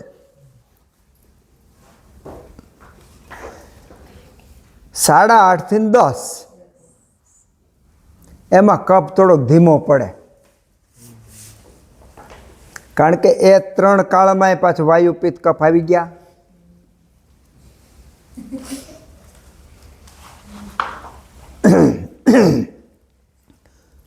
અહીંયા છો ને બધાએ? ઓકે. તો પહેલા કાળમાં જ્યારે કફ વધે છે ત્યારે પિત્ત અને વાયુ પણ હોય જ છે, પણ કફ દાખલા તરીકે 70% ઓલે કફ છે એ દાખલા તરીકે 30% હોય શરૂઆતમાં, 50% કફ હોય તો 30% વાયુ અને 20% કફ હોઈ શકે. ત્યાર પછીના મધ્યકાળ જે આવ્યો કફ વૃદ્ધિનો મધ્યકાળ, એમાં 70% કફની વૃદ્ધિ હોય, 25% વાયુ અને 25% પિત્ત. આ આપણે શીખવા માટે કરીએ છીએ, આવું ક્યાંય આપેલું નથી. આ તો હું બેઠો બેઠો ચિંતન કરતો હોય ને મને સમજાણતું હોય હું તમને કહું છું, આવું ક્યાંય લખેલ નહીં. આ તો આપણે સમજવા માટેનો એક દાખલો છે. તો આ મધ્યકાળ થયો. તો મધ્યકાળમાં જો 3 કાળમાં કફનું રેશિયો તો વધારે જ છે. પહેલામાં દાખલા તરીકે 50%, તો મધ્યમાં 70%, બરાબર, 70%. પહેલામાં વાયુ વધારે તો પિત્ત ઓછો, તો કફ બધાથી વધારે, તો કફ વધારે, પછી વાયુ ને પછી પિત્ત પહેલા સ્ટેજમાં. બીજા સ્ટેજમાં કફ છે એ 70%, દાખલા વધુમાં વધુ કફ હતો તો એને પિત્ત અને વાયુ એ ઓછા પ્રમાણમાં હતા, પણ છતાંય એમાં થોડો પિત્તનો ભાગ વધશે. શું કામ વધશે? કે હવે પછી પિત્ત વધતું જવાનું ને બપોર મધ્યકાળમાં. તો કફના વૃદ્ધિના ત્રીજા કાળમાં કફ દાખલા તરીકે 50% છે, તો ધીમે ધીમે હવે પિત્ત વધવાનું ચાલુ થશે. તો આ 25%, તો 35% થઈ જશે અને વાયુ 15% રહી જાય. સમજાય છે? તો અહીંયાથી કફ વધતો જાય, વધતો કફનો વૃદ્ધિકાળ સમાપ્ત થાય. એ સમય દરમિયાન જ્યારે કફની વધવાની શરૂઆત હોય ત્યારે એમાં વાયુ ગુણ વધારે હોય, વાયુ કરતાં પિત્ત ઓછો હોય. જ્યારે કફ બરાબરનો પરાકાષ્ઠાએ હોય ત્યારે એની અંદર કફ અને પિત્તમાં પિત્ત થોડુંક વધારે હોય, વાયુ એના કરતાં માત્ર અલ્પ માત્રામાં ઓછો હોય. અને ત્રીજા કાળમાં જ્યારે ત્રીજી અવસ્થામાં કફની અવસ્થામાં આવીએ છીએ ત્યારે એ અવસ્થામાં કફ તો વધારે હોય જ, પણ મધ્ય કરતાં પિત્તનું પ્રમાણ ઘટ્યું હોય. એમાં મધ્યમાં જે કફ છે એના કરતાં કફનું પ્રમાણ ઘટ્યું હોય, પિત્તનું પ્રમાણ વધ્યું હોય, વાયુનું પ્રમાણ ઘટ્યું હોય. આટલું સમજાણું? આ થોડું અઘરું છે, ફરીવાર રિપીટ એટલે કરું તમને બરાબર સમજાય જાય. કફનું એક સાયકલ છે સવારનું, તો સવારમાં કફ વધતો વધતો વધતો ફૂલ થયો અને પછી પાછો કફ શાંત થવા માંડ્યો. છતાંય 3 અવસ્થામાં 6 થી 10માં કફ વધારે જ છે, પણ વધારાની માત્રા અહીંયા કરતાં અહીંયા માત્રા વધી, અહીંયા કરતાં અહીંયા માત્રા વધી, પિત્ત અને વાયુના સરખામણીમાં. તો પહેલા કાળની અંદર કફ વધે છે. કફ તો જ વધે કે વાયુ ઘટે, કફ તો જ વધે કે વાયુ ઘટે. અને આના આગળનો કાળ છે ને વાયુનો હતો. એટલે એ વાયુ, દાખલા તરીકે કફ 50% છે તો 30% વાયુ છે ને 20% પિત્ત થયું. અહીંયા અત્યારે આગળ આવીએ તો કફના વૃદ્ધિના મધ્યકાળની અંદર કફ છે 70% થયો તો વાયુ ઓછો થયો, પિત્ત થોડોક વધ્યો તો પિત્ત માની લો કે 15% થયો ને વાયુ ને પિત્ત 15% થયો તો કફ છે 70% થયો. તો કફ વધુમાં વધુ વધ્યો અહીંયા. હવે પાછો કફનો ત્રીજો કાળ આવે છે, કફ વૃદ્ધિનો ત્રીજો કાળ આવે છે. તો આ કફ વૃદ્ધિના ત્રીજા કાળમાં વાયુ ઓછો થતો, 5 કે 10% જ વાયુ રહેશે, પિત્ત વધશે. તો 50 થી 60% દાખલા તરીકે કફ રહ્યો છે, તેમાં 30% પિત્ત અને 10% વાયુ. આ સમજવા માટેના પર્સન્ટેજ છે. આ રીતનું દોષની વૃદ્ધિકાળમાં જે તે દોષની સાથે સાથે પૂર્વાપર દોષની વૃદ્ધિ અને હ્રાસ થતો જાય છે. આ કફ સમજાણું. આ જ રીતનું પિત્તનું છે. પિત્તનો 10 થી રાત્રિના સવારે 10 થી બપોરના 2 વાગ્યા સુધીનો આપણે સમય ગણી લઈએ તો એના 3 વિભાગ પાડો. તો પહેલો વિભાગ 10 થી 11:15, બીજો 11:15 થી 12:30 અને ત્રીજો 12:30 થી 2, પછી 10 મિનિટ પ્લસ માઇનસ તમારે કરી લેવાની. જો આ પહેલું કફ વૃદ્ધિ કાળનું પહેલું તમને સમજાઈ ગયું હશે તો આ બીજું વ્યવસ્થિત સમજાઈ જશે. આની અંદર આરોગ્યનું પૂરેપૂરું વિજ્ઞાન છે, પૂરેપૂરું વિજ્ઞાન છે. એક એક સૂત્રની અંદર હું તમને કહું તો મને તો એમ થાય ખાલી એક સૂત્ર આપ્યું હોત ને, એક સૂત્ર, તોય આ મનુષ્ય જાતિ માટે બહુ થઈ ગયું. એક સૂત્ર આપ્યું તોય મનુષ્ય જાતિ માટે બહુ થઈ ગયું. એને બદલે એટલી બધી આપણને આપી દીધી કે વાત પૂછોમાં.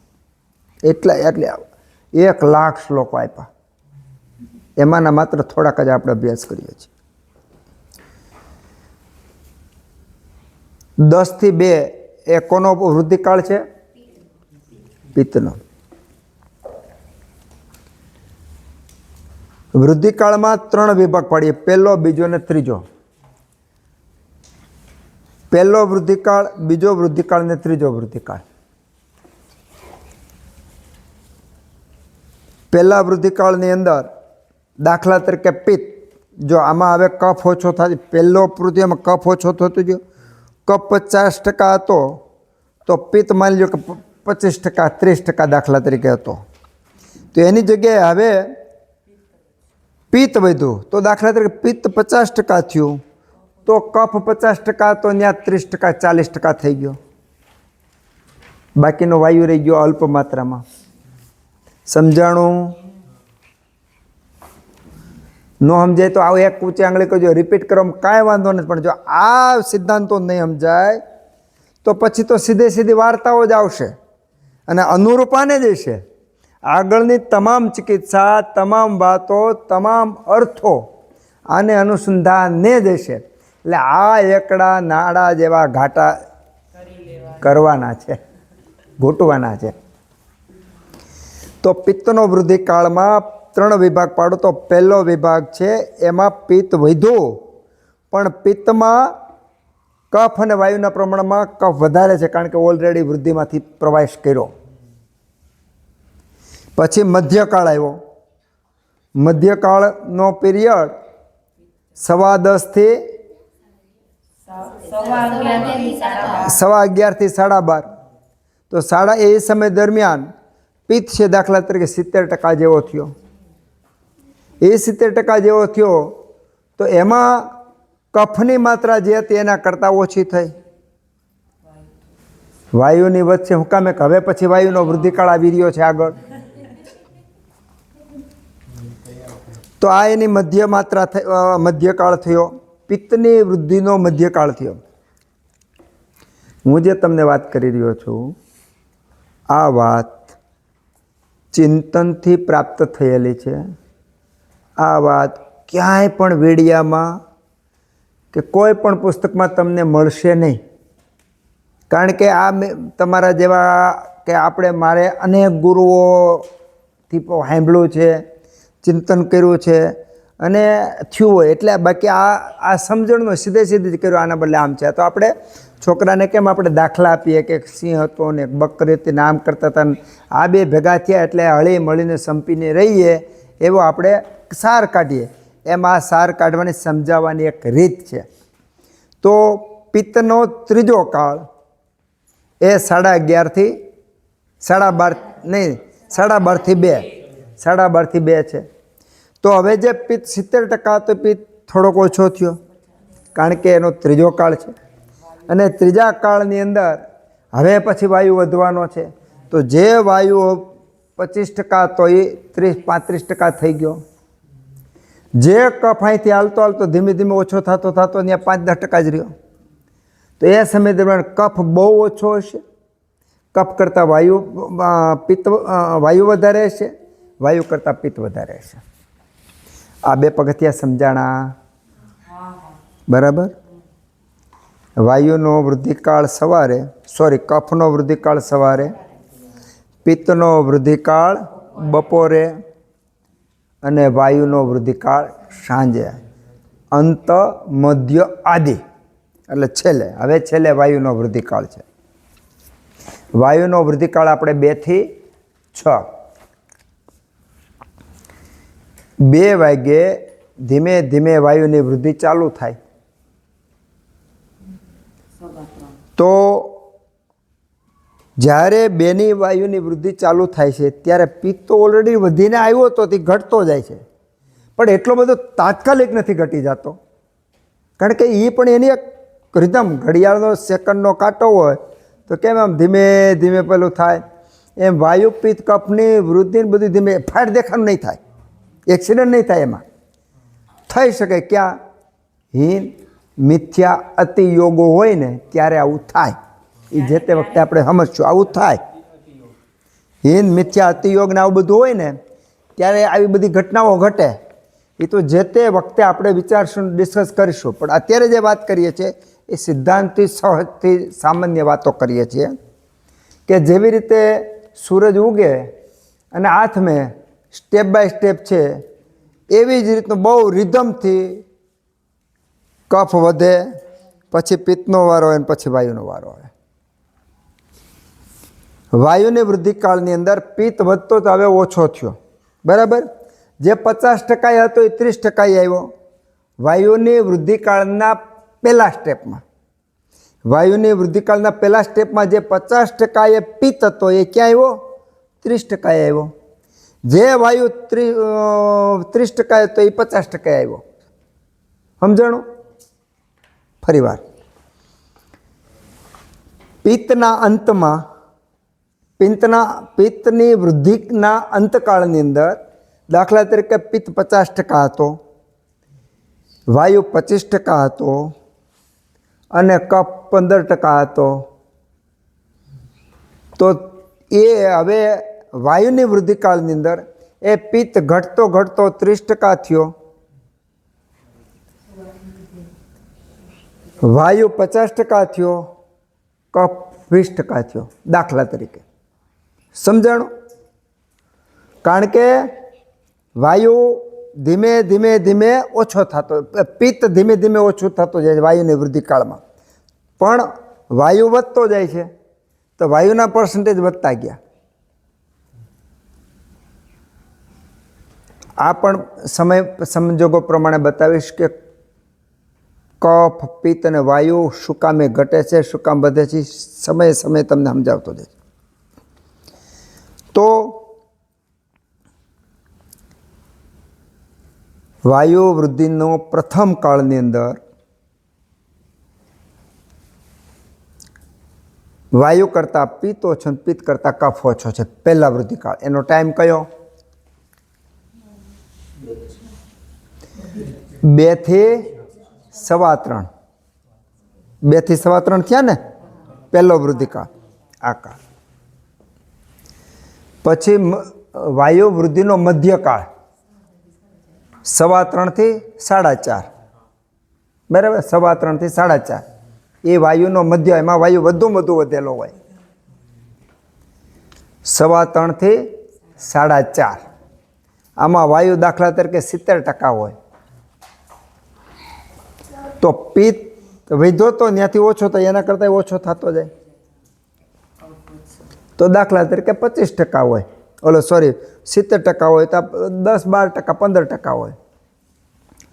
તો કફ પાછો 10-15% હોય. હવે કફ વધતો જાય. હું કામ વધતો જાય? વાયુ પછી પાછો આવવાનો છે. આખો સર્કલ આવવાનો ને, દિવસ ને રાત્રિનો. તો આપણે દિવસનું વિચારીએ છીએ, આનું અનુસંધાન સીધું રાત્રિમાં જવાનું છે. તો મધ્યકાળની અંદર વાયુ વધુમાં વધુ વૃદ્ધિ પામેલો હોય, પિત્ત એના કરતાં ઓછો વૃદ્ધિ પામેલો હોય, અને કફ આગળના કરતાં થોડોક વધારે વૃદ્ધિ પામ્યો હોય. ક્યાં? કે વાયુના પ્રથમ વૃદ્ધિકાળ કરતાં વાયુના બીજા વૃદ્ધિકાળની અંદર કફ થોડો વધારે વૃદ્ધિ પામે. કારણ કે ધીમે ધીમે વાયુ ઓછો થતો જાય. વાયુ ઓછો થતો જાય, કફ વધે, કારણ કે બે વિરોધી ગુણવાળા છે. આ થયો વાયુનો હાઈએસ્ટ વૃદ્ધિકાળ. એટલે આ સમય દરમિયાન વધુમાં વધુ થાક ને બેચેની જે કાંઈ લાગતું ને આ સમયમાં લાગે. એટલા માટે લાગે કે ત્યારે વાયુ વધુમાં વધુ વૃદ્ધિ પામ્યો હોય. જેના શરીરની જેની પ્રકૃતિ વાયુ હોય એ વ્યક્તિ આ કાળ દરમિયાન વધારે હેરાન થાય. એટલે આપણે આમાં ચિકિત્સાઓ આવશે. ખરેખર તો આ સૂત્રમાં એવું છે કે એક સૂત્ર વાતો કરી તો એકવાર હવયું જાય એવું છે. આ એક સૂત્ર, કારણ કે અનુસંધાન કરતાં આ આખું બધું આવી જાય. પણ આપણે જે તે વખતે જે તેને વિસ્તારથી સમજવા માટે આપણે કરીએ છીએ. તો આ વાયુની ઉત્કૃષ્ટ વૃદ્ધિકાળ થયો, મધ્યમ કાળ થયો કે જેમાં વધુ વાયુ વધારે હોય. ત્યાર પછી વાયુનો ત્રીજો કાળ છે વૃદ્ધિકાળ, કે જેમાં વાયુ ધીમે ધીમે ઘટતો જાય છે અને કફ વધતો જાય. વાયુ અને કફ હંમેશા વિરોધી. વાયુ ઘટે તો કફ વધે, વાયુ વધે તો કફ ઘટે, વાયુ ઘટે તો કફ વધે. જેટલો વાયુ ઘટે એટલો કફ વધે. તો હવે ત્રીજા કાળની અંદર હવે વાયુ ઓછો થયો. કફ અને પિત્ત કરતાં તો વધારે જ છે, છતાંય ઓછો થયો આગળના કાળ કરતાં. તો એના પ્રમાણમાં જેટલો ઓછો થયો એટલું શું વધ્યું? કફ વધ્યો. અને પિત્ત હતો એના કરતાં થોડોક ઓછો થયો. આ ત્રણ જે દિવસના 3 કફ, પિત્ત અને વાયુ એના વૃદ્ધિકાળ વિભાગથી અને અંશાંશ કલ્પનાથી સમજ્યા કહેવાય. આ તમે જરાક લખી રાખજો. આ ડિસ્કસ જ્યારે આપણે રાત્રે એકલા એમ જ બેઠા હોય ત્યારે આને બહુ ઊંડાણપૂર્વક લઈ જવા જેવો આ વિષય છે. હજી મારે જે તમને સમજાવવું છે એ 5% આ સમજાવ્યું નથી આ કાળનું. એટલું વિજ્ઞાન અંદર ઊંડું છે, પણ અત્યારે સમજાવવું તો નહીં સમજાય, કારણ કે બીજા સૂત્રો તમે સમજ્યા નથી. એટલે બધુંય સમજાવતા લાંબી યાત્રા થઈ જાય. એટલે આપણે આટલું સમજી લઈએ છીએ. પણ આટલું મગજમાં થઈ ગયું કે વય, અહહ, રાત્રિ, ભુક્ત આ 4માં અંત હોય એમાં વાયુ વધે, મધ્ય હોય એમાં પિત્ત વધે, અને શરૂઆત હોય એમાં કફ વધે. એના પાછા છે એ જ રીતનું રાત્રિનું.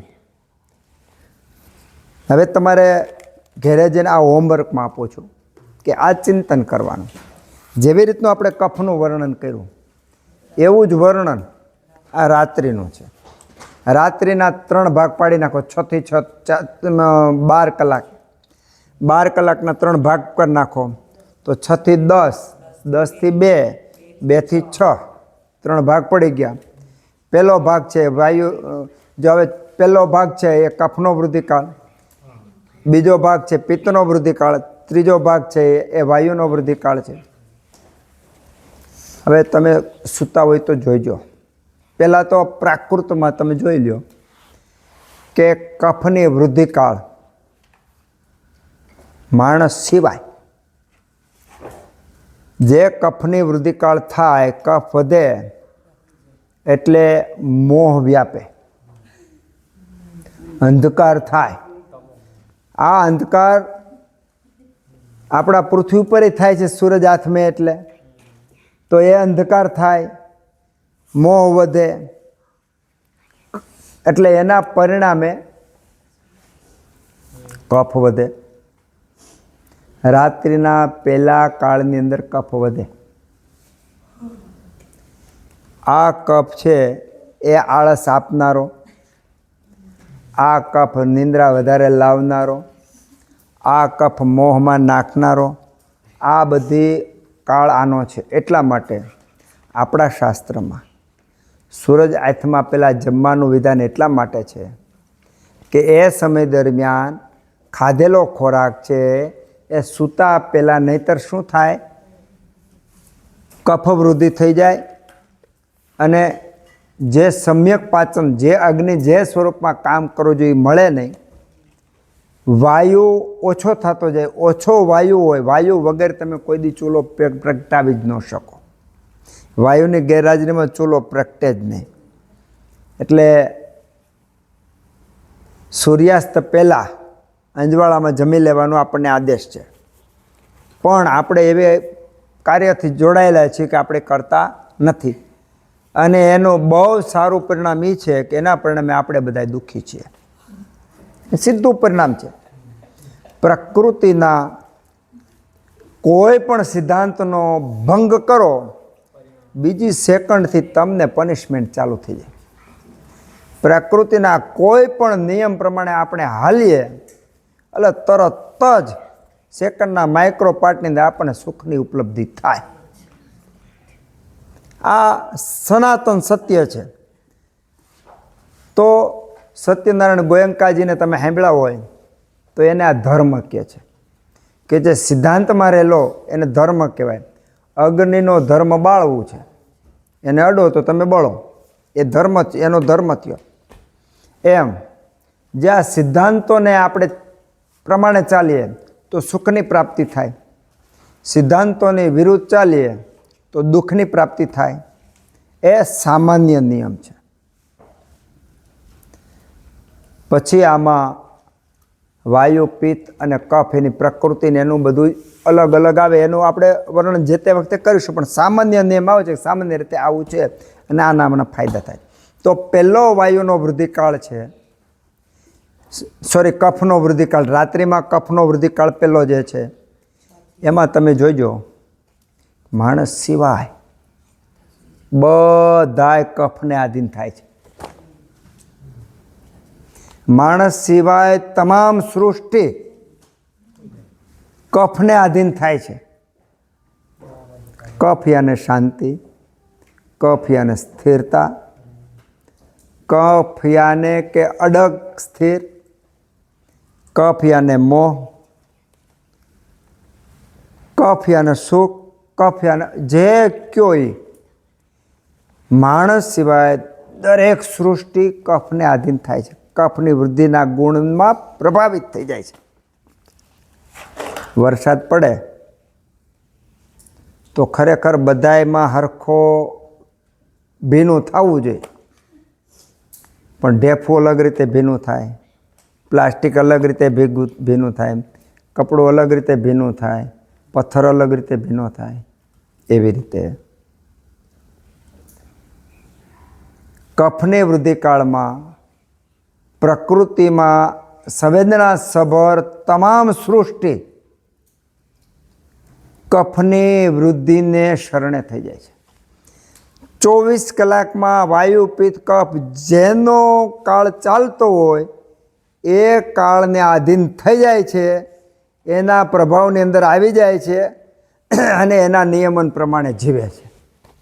એટલે આપણને કુદરતી રીતે માણસ સિવાયની બધી સૃષ્ટિ કુદરતી રીતે જીવતી, માણસથી આગી રહેતી સૃષ્ટિ સુખી લાગે, કારણ કે એમાંના પ્રભાવમાં જ જીવે છે. સતત એનો પ્રભાવ, એના પ્રભાવ પોતે વિરોધ જ ન કરે. કફની વૃદ્ધિ થાય તો આવો તરતો તરત હોઈ જાય. બધા પશુ પક્ષી લ્યો, મારે આગળ પેશન્ટ આવે ને 1 લાખ રૂપિયા આવે તો આ તમારે બધે મૂકીને ત્યાં દવા દેવા હોય જાવ. અમેરિકાથી આવે તો કબૂતર ઉપર બેસી ગયું, હોનાના તમે ઘઉં નાખો તો હેઠું ન ઉતરે. માણસમાં ને આ બધા મનુષ્યેતર સૃષ્ટિમાં એટલો ફેર છે. એ એના ધર્મની બહાર નહીં જાય, એટલે એ સુખી છે. ખરેખર તો આપણે એમ કહીએ કે એ યોનિમાં બુદ્ધિ નથી. બુદ્ધિ નથી આશીર્વાદરૂપ છે. કમસે કમ સૃષ્ટિનું કહ્યું તો કરે છે, વાયુપિત્ત કફનું કહ્યું તો કરે છે. આપણે નાના વાછરડા જેવા છે. વાછરડાને તમે પકડીને હાલો તો વાહે નહીં હાલે, આમાં પગ ભરાવશે. એને આ કોઈ વાહેથી આકો તો જ હાલે. તો આપણે દુઃખી છે એનું કારણ છે કે જે તે દોષના પ્રભાવની નીચે આપણે આવતા નથી. એટલું જ નહીં, એનો વિરોધી કામ કરીએ છીએ. એટલે જે સુખ મળવું જોઈએ સુખ તો ન મળે, ઉલટાના નવા દુઃખો ઉત્પન્ન થાય છે. આ તમે બેઠા બેઠા ચિંતન કરો ને તો ખબર પડે કે આપણે કેટલી બધી ભૂલો કરી રહ્યા છીએ. ઓકે, તમામ પક્ષીઓ માળામાં ભરાઈ જાય. ગોંદરેથી ચરતી ગાયું દોડતી દોડતી તમે ખાલી કલ્પના કરો, ગામમાં આવે ને ખીલે બંધાઈ જાય, નીણ પાસે દોવાઈ જઈને બેસી જાય છે. બધાય પોતા, પણ એક સૃષ્ટિ એવી નિશાચર સૃષ્ટિ નામ દીધું કે એનો ખોરાક જ રાત્રિ હોય અને એનું સાયકલ એની રીતે હોય. તો એનો ત્યારે સવાર પડતો હોય તો એનો કફ વૃદ્ધિકાળ ત્યારે હોય. દાખલા તરીકે ઘુવડ હોય, XYZ હોય, એનું વિજ્ઞાન જે તે વખતે આપણે સમજશું. પણ સામાન્ય રીતે દરેક પોતપોતાના ગુણધર્મો એને શરણે કરી અને જીવે છે કફવૃદ્ધિકાળમાં. તો જો આપણે એની સાથે સાથે ભળી જઈએ તો શું થાય? તમે કોઈ દિવસ રાત્રે 8 વાગે સૂતા? રાત્રે 8 વાગે સૂતા હોય એવા ઊંચી આંગળી કરો જોઈએ, ભલે કોક દીક સૂતા હોય તો. બહુ ધન્યવાદ. રાત્રે ભાઈ 8 વાગે સૂવો, જે ઊંઘની ક્વોલિટી હોય ને ક્લાસ 1 હોય. આજે ગિરનારી મંડળ, એ હું પહેલાં બિલખા હતો ને ત્યારે આ રીતનું આ ધન્વંતરી આરોગ્ય મંડળ જેમની આ ગિરનારી મંડળ ચાલુ કર્યું, એમાં અઠવાડિયાના 3 થી 4 વેબિનાર હોય છે. ખુદ મારા ગ્રુપમાં એ વેબિનાર સાંભળવા હું જાગતો નથી, કારણ કે 9:30 10 વેબિનાર ચાલુ થાય, 12 વાગે પૂરા થાય. મને ખબર છે કે કફને શરણે જવું એ ઉત્તમ છે. ગમે એટલું છોડી અને કફને શરણે જવું, વહેલું સૂઈ જાઓ. વહેલા તમે 8 વાગે સૂવો, જે ઊંઘની ક્વોલિટી હોય એ 9 વાગે નહીં હોય, એ ક્વોલિટી 10 વાગે નહીં હોય, 12 1 વાગે નહીં હોય, 2 વાગે નહીં હોય. તો પહેલી વખત જ્યારે કફની વૃદ્ધિ હોય ત્યારે જો તમે સૂઈ લ્યો તો એક તો કફ છે અને તમે એમાં સૂવા જાઓ છો તો ડબલ તમને સપોર્ટ મળે છે, ઊંઘની ગહનતા વધારે આવે છે. એ વખતે પૂરી સૃષ્ટિની અંદર કફની વૃદ્ધિનો કાળ ચાલુ હોય છે. એ હવા પણ ભારે થતી હોય, જે વાતાવરણ હોય ને એ હવા 24 કલાક આપણી આજુબાજુમાં જે ફરતી હવાની લહેરખી દર 30 મિનિટે, હું તો કહું 5-5 મિનિટે બદલે છે. પણ અનેકવાર દિવસમાં આપણી આ જે વાતાવરણ આપણે પસાર થતી હવાઓ બદલે છે, એ કોઈ દી આપણે અનુભવ જ નથી કર્યો. એ અનુભવ કરવો હોય તો ખેતરમાં રહેવું પડે, ખેતરમાં કામ કરવું પડે, ખેતરમાં સૂવું પડે તો ખબર પડે, અને જાગૃત સાથે સૂવું પડે. તો સમય સમયનો હવાનો પ્રવાહ અલગ અલગ હોય છે. એક હવાનો પ્રવાહ તમને સુખ આપે, એક હવાનો પ્રવાહ તમને દુઃખ આપે, એક હવાનો પ્રવાહ તમને તાજગી આપે. અલગ અલગ પ્રકારના હવાના વેણ હોય છે. તમે ક્યારેક નદી દરિયામાં પડો ને તો ક્યારેક ગરમ પાણીના ઠંડા પાણીના વેણ આવતા હોય છે. એમાં તમે તળાવમાં પડો ને તો કાંઠે હોય તો ગરમ હોય, અંદર જાઓ તો ઠંડુ પાણી મળે તમને. એવી રીતે આ જે હવા વાતાવરણમાં હોય ને સતત બદલતી રહે છે. આ બદલતી હવા એ સંવેદના જો આપણે જાગૃત હોય તો ખબર પડે કે આ હવા કેટલું બધું કામ, શું કામ કરી શકે. હવા શું કામ કરી શકે. તમારે દાખલો જોવો હોય તો આપણને બધાને ખબર છે, અમુક હવા બદલે એટલે બધાને શરદી ઉધરસ થઈ જાય, અમુક હવા બદલે એટલે બધાને ઝાડા ઉલટી થઈ જાય, અમુક હવા બદલે તો નકરા વિચ્છી જ થાય, અમુક હવા બદલે નકરા ઉંદર જ થાય. અમુક વાતાવરણ હવા બદલે એટલે પહેલાં તો ચાચડ ને માકડ ને એવું થતું, અમુક હવા બદલે તો નકરા સાપ જ થાય, અમુક હવા બદલે તો ઓલી ભરવાડું ને એવું જ થાય, અમુક હવા બદલે તો બધા ફળ ને ફૂલ ખરી જાય, અમુક હવા બદલે તો ફળ ને ફૂલ ન ધારો એનાથી અનેક નવપલ્લવિત થાય. તો આ બધો આધાર આ હવાના બદલાવ ઉપર રહેલો છે. અને આ બદલાવ જો આપણે અનુભવવા માંડીએ ને તો આંખો બંધ કરીને પ્રાણાયામની કાંઈ જરૂર ન પડે. આપણી આજુબાજુમાં આપણને જગાડવા માટે એટલી ચેતનતા સભર ભરેલી પડી છે. તો કમસે કમ આપણે થોડો ઘણો દિવસમાં આપણી આજુબાજુમાં પસાર થતી હવા, પવન, લેરખી, વાતાવરણ, એનું સ્પંદન અનુભવવાનો પ્રયત્ન કરીએ. ખાસ તો રાત્રિ એટલા માટે કે રાત્રિમાં જે નીરવ શાંતિ હોય, આવા ગામડામાં, સિટીમાં તો કાંઈ ફિલિંગ થતું નથી. અમે હમણાં અઠવાડિયા 2-3 દિવસ સુરત રહીને 2-3 દિવસ અહીંયા રહીએ છીએ. પહેલાં કાંઈ મેં અહીંયા રહેતા. સુરત જઈને તો અંદરથી બહુ પીડા થાય, ક્યાં એવા એવું થાય, જરાય ગમતું નથી. પણ હવે બધું વસાવ્યું છે, બધું જે છે એટલે કીધું હાલો ભાઈ, કુદરતે જે કાંઈ કર્યું હોય એમ સ્વીકારી.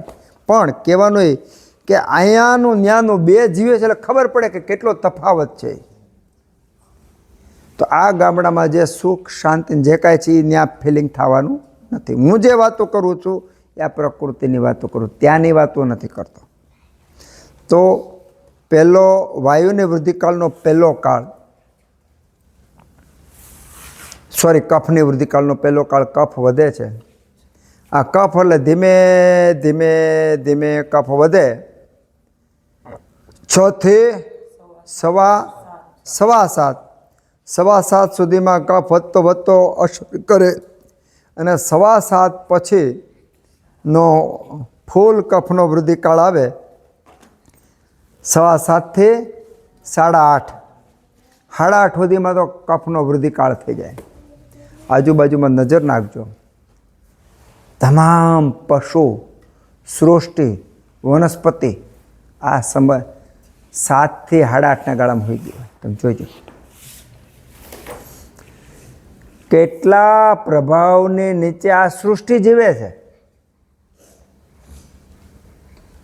આપણે તો ક્યારેક 8 વાગે હોઈએ છીએ, 9 વાગે, તો એટલી સુખની અનુભૂતિ થાય છે. તો આ તો કાયમી સુખની અનુભૂતિ કરે છે. આપણે એને બુદ્ધિ વગરના ગણીએ છીએ, આપણે પોતાને બુદ્ધિશાળી ગણીએ છીએ. તો બુદ્ધિનો ફાયદો થયો કે નુકસાન થયું? તો 7:15 થી 8:30નો જે કાળ છે એ કફનો ફૂલ વૃદ્ધિકાળ છે. અને એ વૃદ્ધિકાળમાં જે સૂઈ ગયા એમણે પોતાનો 24 કલાકનો દિવસ જીતી લીધો. કારણ કે એ વખતે સૂતા, એ વખતે તમને જે ઊંઘ આવી, એ જે ક્વોલિટી છે એનું કોઈ મૂલ્ય જ નથી. અને આ કાળ ગુમાવ્યો તો એનું જેટલું કોઈ નુકસાન નથી. વહેલા સૂઈ વહેલા ઉઠે વીર, બળ બુદ્ધિ ને ધન વધે, સુખમાં રહે શરીર. આ એમનેમ નથી પડ્યું. વહેલા હોય તો બળ વધે, વહેલા હોય તો બુદ્ધિ વધે, વહેલા હોય તો વીર્ય બધું વધે. હવે આપણે બળ મેળવવા ક્યાં જાય? જીમમાં જાય છે. એટલે આ ભાઈ જીમમાં નથી, ખાટલામાં પડી જાય 8 વાગ્યામાં. બળ બુદ્ધિ ને ધન વધે. વિચાર તો કરો, વહેલા હોવાથી ધન વધે.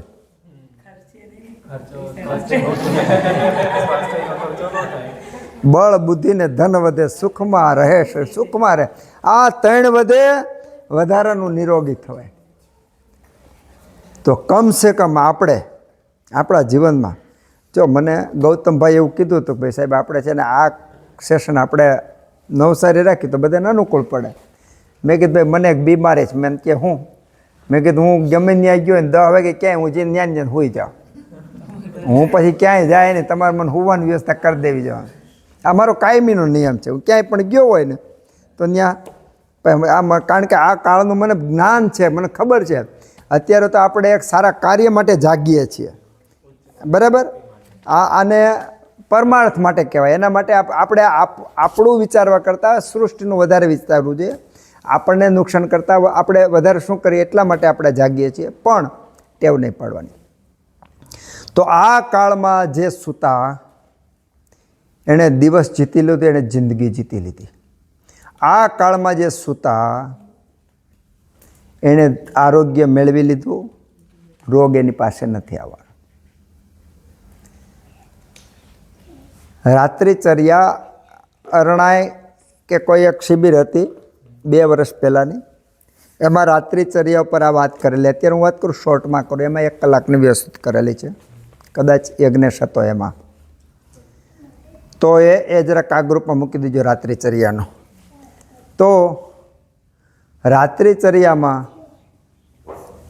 સૂર્યાસ્ત લઈને સૂર્યોદય સુધીની એમાં 1 કલાકની વાત કરેલી છે.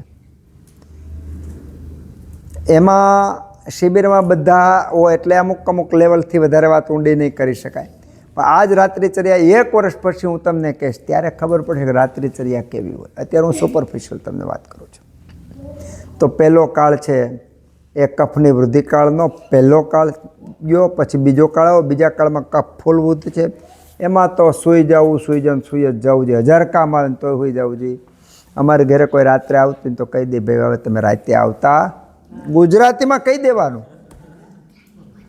કારણ કે રાત્રે વહેલું સુવા જેટલું ઉત્તમ એક પણ ધર્મ કાર્ય નથી. આ પહેલો ધર્મ છે, આ કાળમાં સૂઈ જવું. અને એ કાળ ગુમાવી દીધો તો જિંદગીમાં ખૂબ બધું આપણે ગુમાવી દઈએ છીએ. તો આ થયો કફનો વૃદ્ધિકાળનો બીજો કાળ. એ વૃદ્ધિકાળની અંદર કફ દાખલા તરીકે 70% હોય તો આ બાજુ વાયુ છે એ ઓછો થતો આવ્યો હોય તો બીજી બાજુ પિત્ત વધવાનો છે. ત્રીજા કફના ત્રીજો વૃદ્ધિકાળ આવ્યો, એ ત્રીજો વૃદ્ધિકાળ 8.5 થી 10 ગણીએ. તો આ વૃદ્ધિકાળમાં જે 70% કફ હતો ઘટતો દાખલા તરીકે 50% આવ્યો. તો હવે પાછો પિત્ત વધવાનો છે. તો એ વખતે આમાં દાખલા તરીકે પિત્ત 15% હતો તે 25% થઈ ગયો. કફ 25% તો એ વાયુ 25% તો એ દાખલા તરીકે વાયુ 10% થઈ ગયો. તો એ સમયે વાયુ ઓછો હશે અને પિત્ત થોડો વધારે હશે અને કફ એક્ઝામ્પલ 50% જેટલો હશે. તો આ થયો કફનો વૃદ્ધિકાળ. એના પછી એવો પિત્તનો વૃદ્ધિકાળ. પિત્તના વૃદ્ધિકાળના 3 ભાગ પાડો. 10 થી 11:15, 11:30 થી 12:30, 12:30 થી 2. હવે શોર્ટમાં જ વાત કરું છું, તો ટાઈમ કેટલો થયો? શોર્ટમાં જ વાત કરું છું કે હવે આ તો તકલીફ રહેવાની, કારણ કે હવે તમારે ઘરેથી કમ્પ્લીટ કરીને આવવાનું. ભાઈ 9 વાગે પૂરું થાય છે પણ આમાં કાંઈ મેળ નક્કી નથી, કારણ કે આ વિષય એવો છે કે અધૂરો મુકાય એવો નથી, છતાંય ટૂંકાવા આપણે પ્રયત્ન કરીએ છીએ. તો બીજો કાળ એવો પિત્તનો વૃદ્ધિકાળ. પિત્તના વૃદ્ધિકાળના 3 ભાગ પાડો. પહેલો ભાગ પિત્તનો વૃદ્ધિકાળ, બીજો પરાકાષ્ઠાન, ત્રીજો ઓછો. જેટલા પિત્તવાળા હોય, એસિડિટીવાળા હોય, ગરમીવાળા હોય, એ બધી વ્યક્તિ આ રાત્રે પિત્તનો મધ્યકાળ કયો 10 થી 11:15 એ પહેલો કાળ. 11:15 થી 12:30 મધ્યકાળ. પિત્તવાળા બધાય રાત્રે 12-1ની આસપાસ ઉઠે, એની અંદર ઉડે જ. કારણ એનામાં પિત્ત ભરેલું છે. આ કાળમાં પિત્ત આવ્યું એટલે એની નીંદર ઉડે જ. ગળું સુકાય, તરસ લાગે, ઊભું થઈને પાણી પીવું પડે. પૂર્વા પર કેટલો સંબંધ તમે વિચાર લેજો. બધાને એક સરખું થાય એવું નથી. પિત્ત કફાત વધઘટ હોય, જેનો પિત્ત વધારે પડતો પિત્ત હોય ત્યાં થાય, એનો થોડું ઘણું ઓછું થાય. પણ પિત્તવાળાની રાતે નીંદર ઉડે, ગેરંટી ઉડે જ. તો આ કાળમાં પિત્તવાળાને પિત્ત વધે, એસિડિટી વધે, ગરમી થાય, ખજવાળ આવે, ગરમીને કારણે આવા બધા પ્રોબ્લેમ આ સમય દરમિયાન થાય. ત્યાર પછી ત્રીજો વૃદ્ધિકાળ પિત્તનો આવ્યો. એમાં પિત્ત થોડુંક ઘટે અને વાયુ વધતો જાય. અને 2 થી પછી 3:15ના સમયમાં વાયુની વૃદ્ધિકાળ ચાલુ થયો. પિત્ત ઘટ્યો, વાયુ કફ બિલકુલ ઓછો થઈ ગયો. જ્યારે તમે લગ્નમાં કે ક્યાંય પણ સમૂહમાં સૂતા હોય ત્યારે જોઈ લેજો, રાતે 4-5 વખત ઉઠવાનું. બધા સ્થિરથી નિરાયતે સૂતા હોય, હલતા પણ ન હોય. જેવા 1:30-2 વાગશે એટલે આમ થવા માંડશે, આમ થવા માંડશે, પગ હલવા માંડશે, આમ થવા માંડશે, આંખો બંધ છે, ડોળા હલવા માંડશે. કારણ વાયુનો વૃદ્ધિકાળ ચાલુ થયો.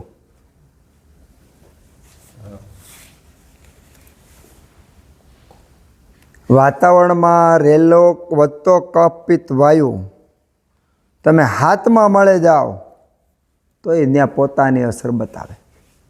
તમે વારાહીકંદ ને જોયો છે, વારાહીકંદ એને આપણે નોળવેલ કહીએ. એ નોળવેલને તમે ગમીને પટારા મૂકી દો ને તો વાતાવરણમાં ભેજ લાગે ને એટલે એમાંથી કોટો કાઢે, 1.5 ફૂટ 1 ફૂટનો કોટો કાઢે. એમ દોષોનો વૃદ્ધિ રાસ જે કાળ હોય એ કાળ પશુ પક્ષી મનુષ્ય માત્રને લાગુ પડે. તો સૂતા હોય બધા કાંઈક ને કાંઈક તો મૂવમેન્ટ ચાલુ થઈ જાય. જે લોકો 8-9 વાગે સૂઈ ગયા છે એ લોકોની ઊંઘ પૂરેપૂરી પાકી ગઈ હોય, એ લોકોને પૂર્ણ સંતોષ હોય અને વાયુ જગાડે. આપણે ક્યાંક બહાર ગામ જવું હોય તો મમ્મી પપ્પા જગાડે કે હાલો ભાઈ જાગો, એમ વાયુ આપણને જગાડે. મારે હમણાં એક પ્રતિભાબેન કરીને દર્દી વલસાડના, પંચકર્મ પૂરું થયું પછી કે સાહેબ રાત્રે કાંઈક ગભરામણ થવા માંડે, નાંત અને અનઇઝીનેસ થવા માંડે, એવું બધું થાય. ક્યારે મને કે આટલા વાગે નીંદર ઉડી જાય, પછી આવું થાય, પછી હું આટલા વાગે ઉઠું ને એવું થાય. મેં બહુ સરસ કહ્યું. મેં કીધું બેન તમને નીંદર ઉડે એટલે પહેલું કામ કરવાનું બેઠો થઈ જવાનું, બીજું કામ કરવાનું ઊભું થઈ જવાનું પથારીમાંથી, ત્રીજું કામ હાલો ચાલો કરવા માંડવાનું, અને ચોથું કામ તમને મન પડે કામ કે પ્રવૃત્તિ કરવાની. થાકો એટલે સૂઈ જવાનું. તો બીજે દિવસે બેનનો મેસેજ આવ્યો કે સાહેબ તમે એમ કીધું એટલે આજે ગભરામણ નથી થયું અને કાંઈ વાંધો આવ્યો નથી. કારણ કે વાયુ તમને ઉઠાડે છે. એ ઉઠાડે ત્યારે તમે ઉઠો નહીં તો એ વાયુ ચારે બાજુ 50-60 જણા રૂમની અંદર ઊભા હોય લાકડી લઈ અને કોબરા સાપ જેવી રીતે વર્તન કરે એવું વર્તન આ વાયુ શરીરમાં કરે. તમે દિશા આપતા નથી, રસ્તો આપતા નથી એટલે વાયુ છંછેડાય. એ છંછેડાયેલો વાયુ રુદ્ધ થઈ ગયા. રુદ્ધ એટલે રોકાયેલો વાયુ શરીરને મનને બંનેને હેરાન કરે. એટલે આ કાળમાં ઊંઘ ઉડે,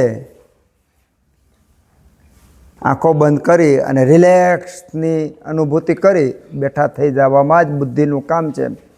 એ 2 થી કાળ ચાલુ થાય તો સામાન્ય સવા ત્રણે ફૂલ વૃદ્ધિકાળ વાયુનો થયો ત્યારે તો બધાને ઉઠાડે. જે વહેલા સૂતા હોય એ પછી 2 વાગે સૂતા ન ઉઠાડે.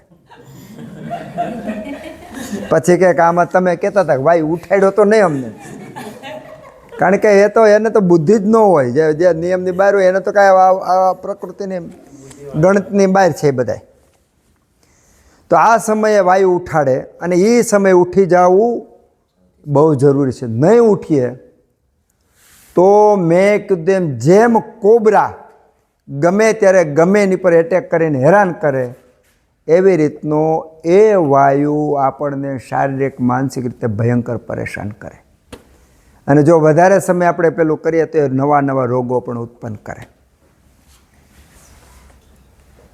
આપણા બધાનો અનુભવ છે કે સવારે ઉઠી અને કાં તો પાણીની તરસ લાગે, કાં ટોયલેટ જવાનું, પેશાબ કરવાનું થાય. આ કામ પણ વાયુનું છે. વાયુ મળ, મૂત્ર, સંડાસ, પેશાબ આ બધું કરવાનું કામ પણ અપાન વાયુનું છે. પાનો પાન, ઘસ, શ્રોણી, બસ્તી, મેઢ, ઉરુગોચર, શુક્ર, આર્તવ, શક્રુન મૂત્ર, ગર્ભ નિષ્ક્રમ, મણક્રિયા, આ બધી ક્રિયા કરવાનું કામ પણ અપાન વાયુનું છે. એ અપાન વાયુનું કામ છે. તો આ સમયે એનું કામ કરતા વાયુને ન રોકવો એ જ બુદ્ધિનું કામ છે. એટલે આપણે સવારના કાળમાં જ્યારે વાયુનો વૃદ્ધિકાળ હોય ત્યારે ઉઠી જવાનું. એટલા માટે એક સરસ મજાની બીજી પણ આપણને કીધું કે વહેલા સૂઈ વહેલા ઉઠે વીર. વહેલા સૂઈ વહેલા ઉઠે વીર, બળ બુદ્ધિને ધન વધે, સુખમાં રહે શરીર. બ્રાહ્મે મુહૂર્ત તું ઉત્તિષ્ઠ. સીધી આજ્ઞા કરી કે બ્રાહ્મ મુહૂર્તમાં ઉઠ, સીધી આજ્ઞા કરી. સ્વસ્થ રક્ષાર્થમ આયુષ. જો તારે સ્વસ્થ રહેવું હોય, આયુષ્યની રક્ષા કરવી હોય તો એના અર્થ માટે ઉઠવાનું. જેણે સ્વસ્થ નથી રહેવું, આયુષ્યની રક્ષા નથી કરવી, એણે મોડા સુધી સૂતું રહેવાનું. તો બ્રાહ્મે મુહૂર્ત ઉત્તિષ્ઠેત સ્વસ્થ રક્ષાર્થમ આયુષ. એટલા માટે આપણે વહેલું સૂવાનું. બ્રાહ્મ મુહૂર્તનું જે મહત્ત્વ છે એ કોઈ એમનેમ નથી. આપણને પ્રકૃતિ વાયુ પિત્ત કફ, કફના કારણે બરાબર ઊંઘ આવી, એ પિત્ત વખતે બરાબર બેલેન્સ થઈ ગયું અને એ વખતે રાત્રે સૂતા. આ તમે 1 કલાકનો પેલો રાત્રિચર્યા જોઈજો, એમાં એ વર્ણન કરેલું છે કે એ વખતે જ્યારે કફના વૃદ્ધિકાળમાં સૂતા તો પિત્તના વૃદ્ધિકાળમાં ઉત્તમમાં ઉત્તમ શરીરની ક્રિયાઓ થાય, પાચન બરાબર થાય, શરીરની ધાતુઓનું બેલેન્સ બરાબર થાય. જે રાસાયણિક ક્રિયાઓ થવી બરાબરની થાય એ રાત્રિના કાળમાં થાય. જો આપણે કફના વૃદ્ધિકાળમાં સૂઈ ગયા તો અને એ થયું તો ઉત્તમ રીતે પાચન થઈ ગયા પછી મળ નિષ્કાસનને બધું ઉત્તમમાં ઉત્તમ રીતે વાયુની વૃદ્ધિકાળમાં સવારે થાય. એના પરિણામે આપણને ઉઠાડે. એટલે બ્રાહ્મ મુહૂર્તે તો ઉત્તિષ્ઠેત સ્વસ્થ રક્ષાર્થમ આયુષ. આયુષ્યને રક્ષા કરવા માટે, સ્વસ્થ રહેવા માટે વહેલું ઉઠવું. આ વાયુનો મધ્ય વૃદ્ધિકાળ અને પછી વાયુના ત્રીજા વૃદ્ધિકાળની અંદર ધીમે ધીમે વાયુ ઘટતો જાય, કફ વધતો જાય, પિત્તાવ ઓછો થતો જાય અને ધીમે ધીમે આપણે આપણી દિનચર્યામાંથી પરવાની સીધા સૂર્યોદયની અંદર પ્રવેશ કરીએ છીએ. આ રીતનું આપણું અહહ રાત્રિ ભુક્તાનામ. આ રીતનું ભુક્ત એટલે ખોરાક, ભોજનના ખાઈ લીધું એટલે તરત જ કફનો વૃદ્ધિકાળ છે, પછી પિત્તનો વૃદ્ધિકાળ હોય અને પછી વાયુનો વૃદ્ધિકાળ છે. આવી રીતે તમામ ક્રિયાની અંદર પાપણ તમે ઊંચીથી નીચી કરો ને ત્યારે પાપણ ઊંચું થવાની શરૂઆત થાય ત્યારે કફ, પિત્ત અને વાયુ. પગલું તમે ઊંચું કરો તો પગલાના અંતમાં વાયુ, મધ્યમાં પિત્ત અને શરૂઆતમાં કફ. વિચાર ઉત્પન્ન થાય તો જ્યારે વિચાર ઉત્પન્ન થાય ત્યારે અંતમાં વાત, આગળ પિત્ત અને આગળ કફ. કોઈ પણ પ્રક્રિયામાં આ નિયમ સજ્જડ બંધાયેલો છે કે પહેલાં કફ, પછી પિત્ત ને પછી વાયુ. તમામ ક્રિયાની અંદર, તમામ અવસ્થાની અંદર વયોહો રાત્રિ ભુક્તાનામ તેંત મધ્યા દિગાહ ક્રમાહાત. ઓમ સહનાવવતુ સહનૌ ભુનક્તુ સહ વીર્યં કરવાવહે તેજસ્વિનાવધીતમસ્તુ મહાવિદ્વિષાવહે. ઓમ શાંતિ શાંતિ શાંતિ. બીજું એક ધ્યાન રાખવાનું, ઘરેથી તમે આવો તો ઘણા બધા વિષયો એવા હોય કે આપણે અધૂરા મૂકી નહીં શકાય. એટલે ઘરે થોડુંક ટાઈમનું ફ્લેક્સિબિલિટી રાખવી તમારે, બરાબર.